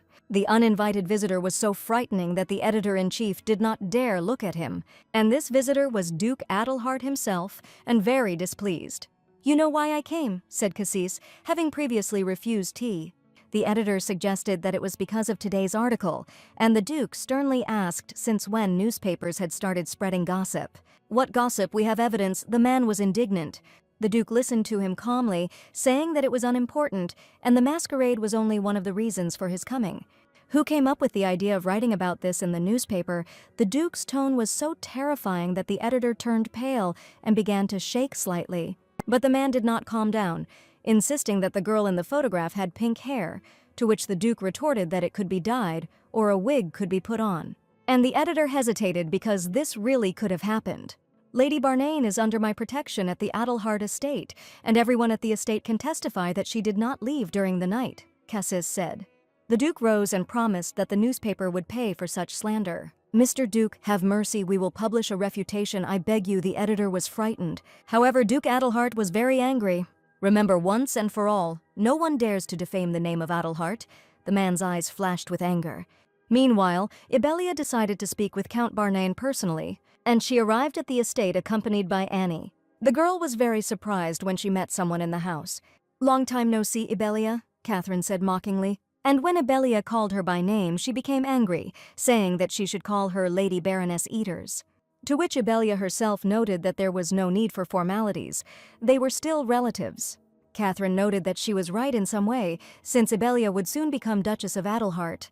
Ibelia noticed several long pink hairs on Catherine's dark clothes, and she was also embarrassed by her relative's excessive self-confidence. Realizing that something was fishy, Ibelia became angry. By the way, you just came to see the Count, said Catherine, adding that he was not there now, he had gone away on business. Ibelia replied that she really wanted to see the Count, since they had not met for a long time. But it's okay because in fact she came to another person. Catherine was quite puzzled by Ibelia's behavior. She even hesitantly took a step back when the girl came close to her. Did you enjoy pretending to be me? Lady Barnane suddenly asked, leaning towards her relative. The games are over, Catherine. Don't even hope that you'll be able to continue, she warned.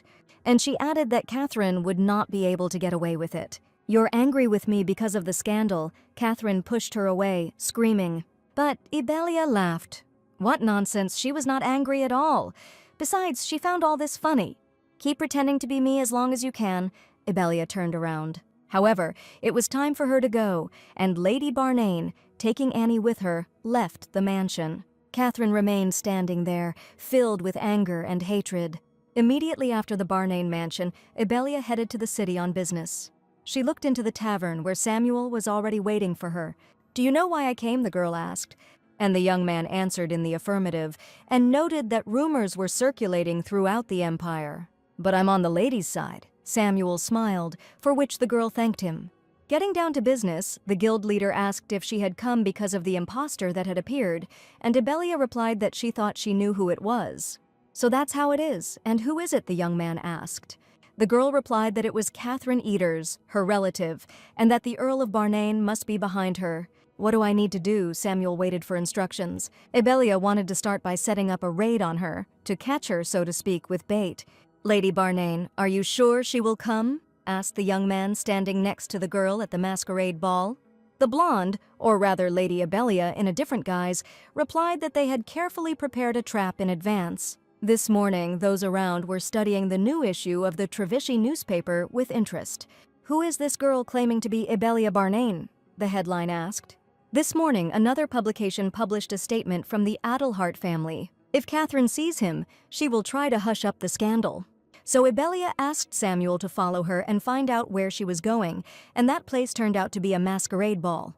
A little earlier, Ibelia convinced the Duke that she needed to be at the ball to expose the impostor, and Cassis agreed with her plan, but made one condition. He also wanted to go with the girl to help her because it could be dangerous there.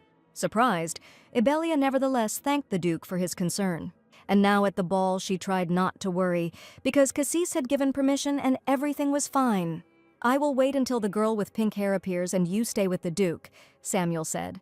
Ibelia headed into the garden to await the outcome of events. She wondered where Cassis was. He was nowhere to be seen. Suddenly someone grabbed the girl by the hand. She turned around and saw a stranger standing next to her. But the man, holding her hand, led her away without looking at the girl. Wait, who are you? Ibelia wondered, unable to break free from his grip. She even considered whether to hit this stranger. But then the man turned around and, putting his finger to his lips, asked the girl to be quieter. "Your Grace," Ibelia suddenly realized, and the girl was interested in how he recognized her because she had changed everything about herself, but the man replied that now was not the time for that. The lady agreed that they now needed to catch the imposter, so she took the man by the hand and pulled him back into the hall. Cassis, who had also changed his appearance to a blonde, blushed under her pressure. A girl with long pink hair walked into the brightly lit ballroom and immediately attracted everyone's attention. She especially attracted the attention of Ibelia and Cassis. "I want to spend the night with you. My name is Ibelia Barnan." The stranger quickly became close to the man, who seemed to her to be random, and who turned out to be Samuel. And as soon as she said the name, Samuel tore off her pink wig and mask in one movement. Everyone present immediately turned their attention to the unfolding events. "Oh, sorry, my hand slipped," the young man apologized mockingly. Catherine was very angry at this stupid man who had exposed her so inopportunely. But before she could say anything, a couple approached them with words of greeting. "Wow, what a meeting. If you're going to pretend to be me, then do it properly," Ibelia chuckled. She asked loudly so that everyone could hear which of them was the real Ibelia Barnan, and she even named the imposter's real name, which horrified Catherine. Her plan had failed, and she would no longer see high society. After the imposter was exposed, it turned out that Count Barnan was behind everything that happened. Now the newspapers were full of headlines that Ibelia Barnan had proven her innocence. Cassis claimed that his fiancé had been abused by the Barnan family and had therefore cut off all ties with them. Annie was sincerely glad for her mistress that now Count Barnan could not do anything to her. In fact, Ibelia didn't know what the future would hold, but for now the Count had been banished from high society and there was no point in thinking about him, and besides, the weather was fine today. "Yes, and your wedding is coming soon," the maid reminded. A few days later, Madame Olette came to the estate to try on her wedding dress. Ibelia tried it on, and everyone who saw a girl in it was indescribably delighted, which embarrassed her. "All that remains is to add pearl dust and precious stones," said Madame Olette, and Ibelia shuddered. And the master explained that, by order of the Duke, the dress had to be impeccable, and there was no need to worry about the price. Ibelia heard about this for the first time and was therefore very surprised. "By the way, after the recent scandal you have become very popular in high society. You need to throw a party," the woman added. And Madame Olette was also very interested in how the lady met the Duke, and whether it was true that their marriage was for love, as the newspapers wrote. The girl decided that it was better to remain silent so as not to blurt out anything unnecessary, and replied that she was embarrassed to talk about it, so she would tell him later. After the fitting, Ibelia dropped in to see the Duke, and they drank a cup of tea together. Looking at him, the girl was surprised that he didn't even ask why she came. It seemed he had already gotten used to her sudden visits. She felt awkward starting the conversation, but she couldn't remain silent any longer. Embarrassed by what she wanted to ask, Ibelia blushed deeply. "Your Grace, we are truly marrying for love," she said, and Cassis spat out his tea in surprise. "That is, we are really in love with each other." The girl tried to formulate her question as accurately as possible. The Duke did not understand what she was talking about, but the fact that the girl spoke of love between them made his heart pound and his face turn very red. Having come to his senses, he nevertheless asked what she meant, and when Ibelia said that this is what the newspapers wrote, he explained that Logan had given them this information. "The problem is that you and I haven't discussed how we met." Ibelia hesitated again. "And when she comes out into the public eye, people will be asking about it all the time, so they have to come up with a story." Ibelia suggests the following: Duke Adelhart has come to the Barnan mansion on business. He met Ibelia there, after which he fell in love and saved her from cruel treatment. The girl subsequently reciprocated his feelings, and they decided to get married. Having described the whole story in such a colorful manner, Ibelia asked how she was getting on with Cassis. And because the man remained silent for a long time, she thought that he didn't like it. "No, it's just true," the Duke finally answered, and now the girl fell silent, stunned. Clutching the notebook in her hands, she thought that everything was really true. Well, except for the part about mutual love. "Then let's tell everything as it is," she asked nervously. And Cassis immediately agreed, blushing for some reason, and only after that, Ibelia added that she had excluded the part about love. But the way the man looked, sometimes blushing, sometimes turning pale in her presence, made the girl think. Lucius's words immediately popped into his head about how his father also loved Lady Eve, and how the boy was glad that the feelings were mutual. But could it be that Cassis really loves her? No, it can't. He probably lied so as not to upset his son. Cassis would never have loved her, why would the Duke, but he wouldn't have lied to his son either. Then it turns out that Cassis really does have feelings for her. As if responding to the girl's mental torment, the man looked straight into her eyes and the girl froze for a moment, mesmerized. "Well, that's what we'll do," she announced too loudly, jumping up from her seat. Considering their conversation over, Ibelia quickly left the room. Sometime later, the wedding day arrived. "Lady Eve, you are so beautiful," Lucius admired the girl. The boy said that she was as beautiful as a princess. And his father, it turns out, is a prince. The young gentleman was even more delighted. After all, princesses always marry princes, and Ibelia seemed to be shaken. For the next 3 years, she will become Duchess of Adelhart, and she finally found the new family she dreamed of. The final preparations were completed, and the veil was placed on the bride. "Well, Lady Barnon, it's time for us to go," the escort announced. And Lucius extended his small but strong hand to the girl. He pulled the slightly hesitant girl along with him. "Lady Eve, let me accompany you today," the boy smiled. The wedding ceremony took place in the capital's main temple, Ibelia, accompanied by Lucius, made her way inside to the altar. And at the end of this path, the priest was already waiting for her along with Duke Adelhart. As soon as Cassis saw his bride in a white dress and veil, he immediately blushed. The girl's heart also began to beat faster at the sight of the groom. Lucius did his part at this wedding, walking the bride down the aisle. Still holding the girl's hand, he took his father's hand with his free hand. "Your father should accompany you from here on out." The boy smiled happily. And then he joined the hands of Lady Eve and his father. Cassis blushed again, but tenderly took the delicate woman's hand into his palm. Under the veil that covered her face, Ibelia blushed, but happily placed her hand in the Duke's palm. "Today, 2 young people are getting married and taking vows in front of those present here," the priest began. Ibelia glanced at her fiancé out of the corner of her eye, wondering what was going on in his head. Was he as worried as she was, but she decided that no, because it wasn't a real wedding. No, she needs to push these thoughts away. Why does she constantly think about Cassis? And now the young people can seal their vows with a kiss. The priest concluded his speech with a smile. Ibelia froze in amazement. She hadn't expected this, but the man wasn't at all embarrassed. He carefully pushed the veil back from her face and leaned towards the girl's lips. It all lasted for a few seconds, but Ibelia had time to think that this was not part of her plans. But there was nowhere to run, and Cassis gently touched her lips with his. The kiss lasted only a moment, but was so tender that both felt unusual. Without realizing what she was doing, Ibelia placed her hand on the man's neck, and she pulled him towards her, once again merging in a kiss with her now husband. To kiss Cassis, the girl rose slightly on her toes, but when her lips touched the man, his eyes opened in surprise. Although it looked like a real kiss from the outside, in reality, Ibelia gently touched the Duke's cheek with her lips, but even this movement made the man's heart beat wildly when he felt her touch. The bell rang, announcing the creation of a new family, and white doves were released. The wedding took place quickly, and by evening, the newlyweds were at their estate. The maids helped their mistress prepare for her wedding night, and now looked at Ibelia with delight. The lady herself did not share the enthusiasm and asked if it was too revealing. Madame Olette said it was the most fashionable nightgown, the maids insisted, adding that the Duke would definitely like it. The Duchess was dressed in translucent clothing for her wedding night, but the girl sadly thought that Cassis would not come anyway.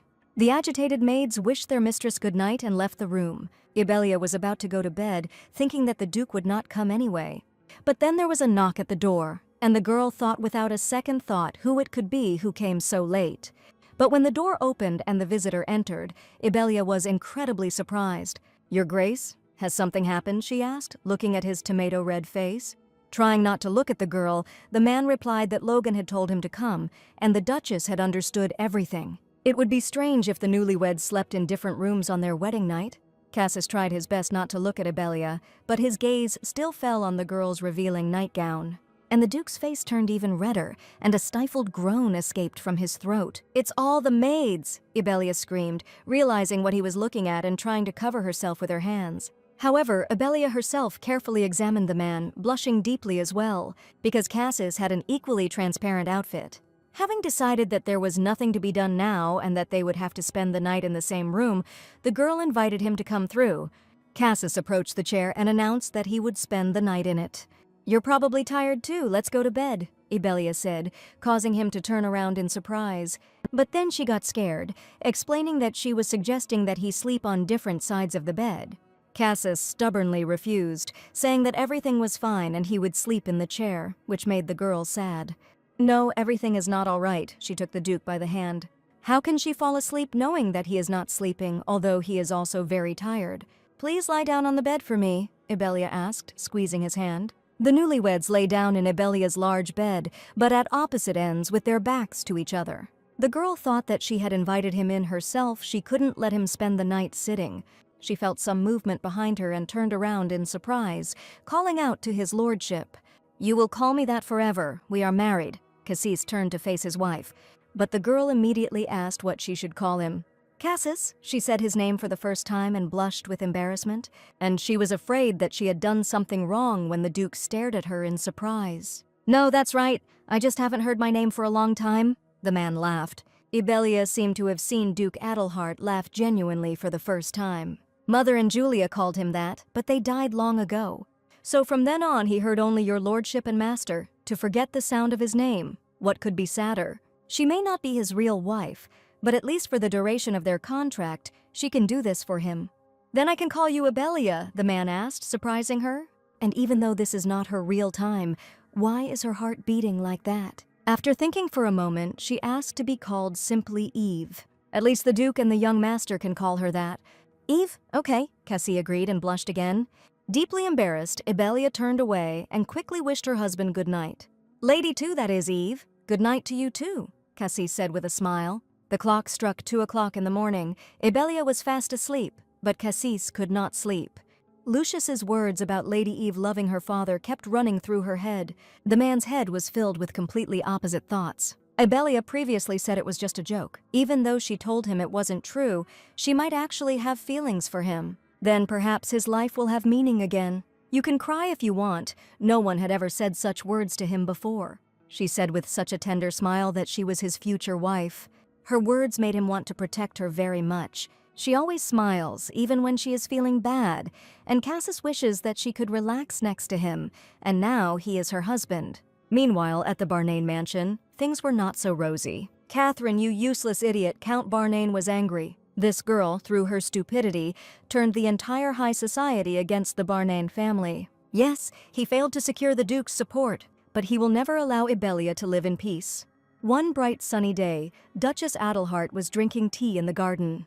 "Madam, there is a letter for you," the servant said, handing Ibelia another letter. After the wedding, she began to receive invitations to tea parties she used to refuse, but now she can't do that, because she's a duchess. However, the seal on this letter caught her attention. It was a letter from the Marchioness of Evans, in which she invited Lucius too.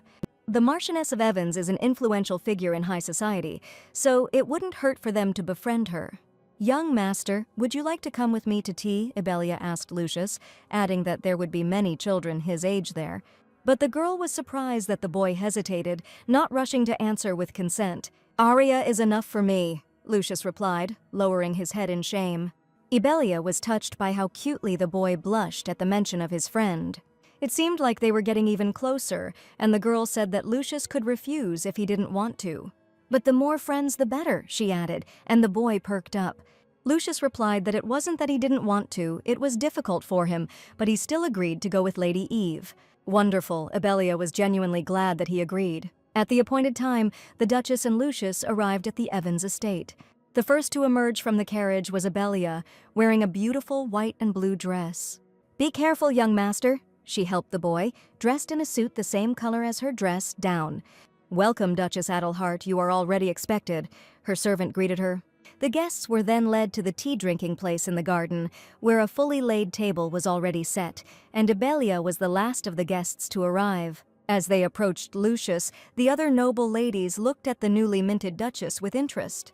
However, all of Ibelia's attention was focused only on the mistress of the house. "Welcome, Duchess Adelhart," Marchioness Evans greeted her sincerely.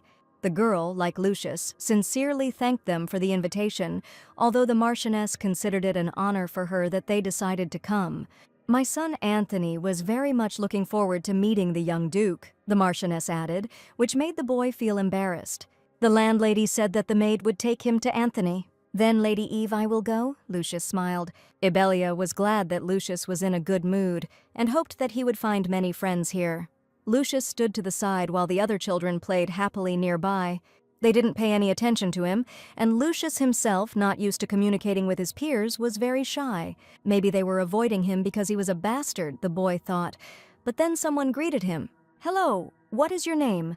"I am Anthony Evans." The young Marcus was the first to speak to him. Lucius was so taken aback that he didn't even immediately respond to the greeting.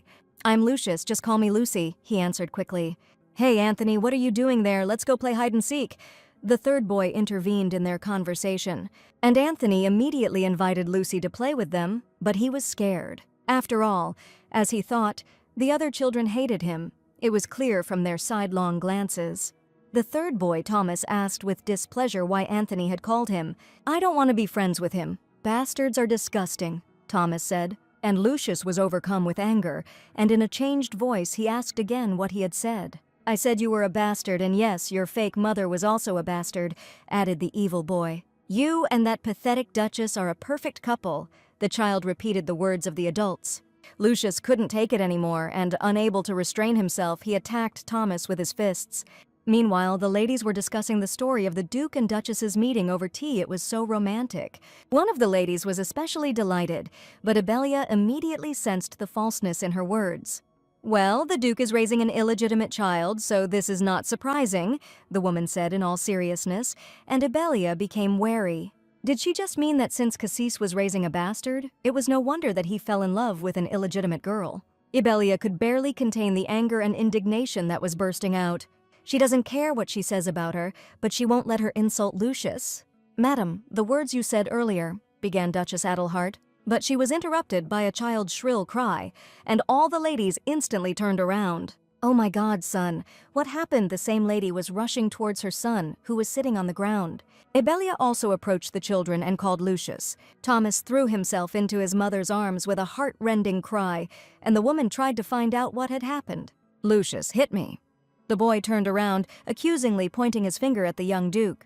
The young Duke, his eyes sparkling with anger, did not deny anything. Thomas continued to accuse Lucius of just going and hitting him. It was true that the young Duke had done wrong, and the other children had seen what had happened and were now blaming Lucius. Ibelia looked silently at the upset Lucius. Then she sat down and stretched out her hands to him. She doesn't know what happened, but she's sure of one thing. "Come to me, young Duke," said the girl, confident that Lucius would not do this without a reason. But the boy did not move from his place, although he even shook his head. His eyes spoke of great mental pain, and he could barely hold back tears. He looked off to the side, and this did not escape Ibelia.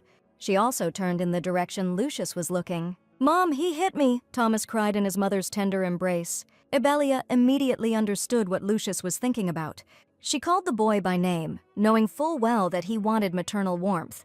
"Lucy, come to your mother." These words brought tears to the child's eyes. Unable to contain his emotions, Lucius threw himself into Ibelia's arms, calling her mother. "Yes, Lucy, Mom is here," she consoled the boy, stroking his back and hugging him. Through tears, the boy asked if she was really his mother and if he could call her that.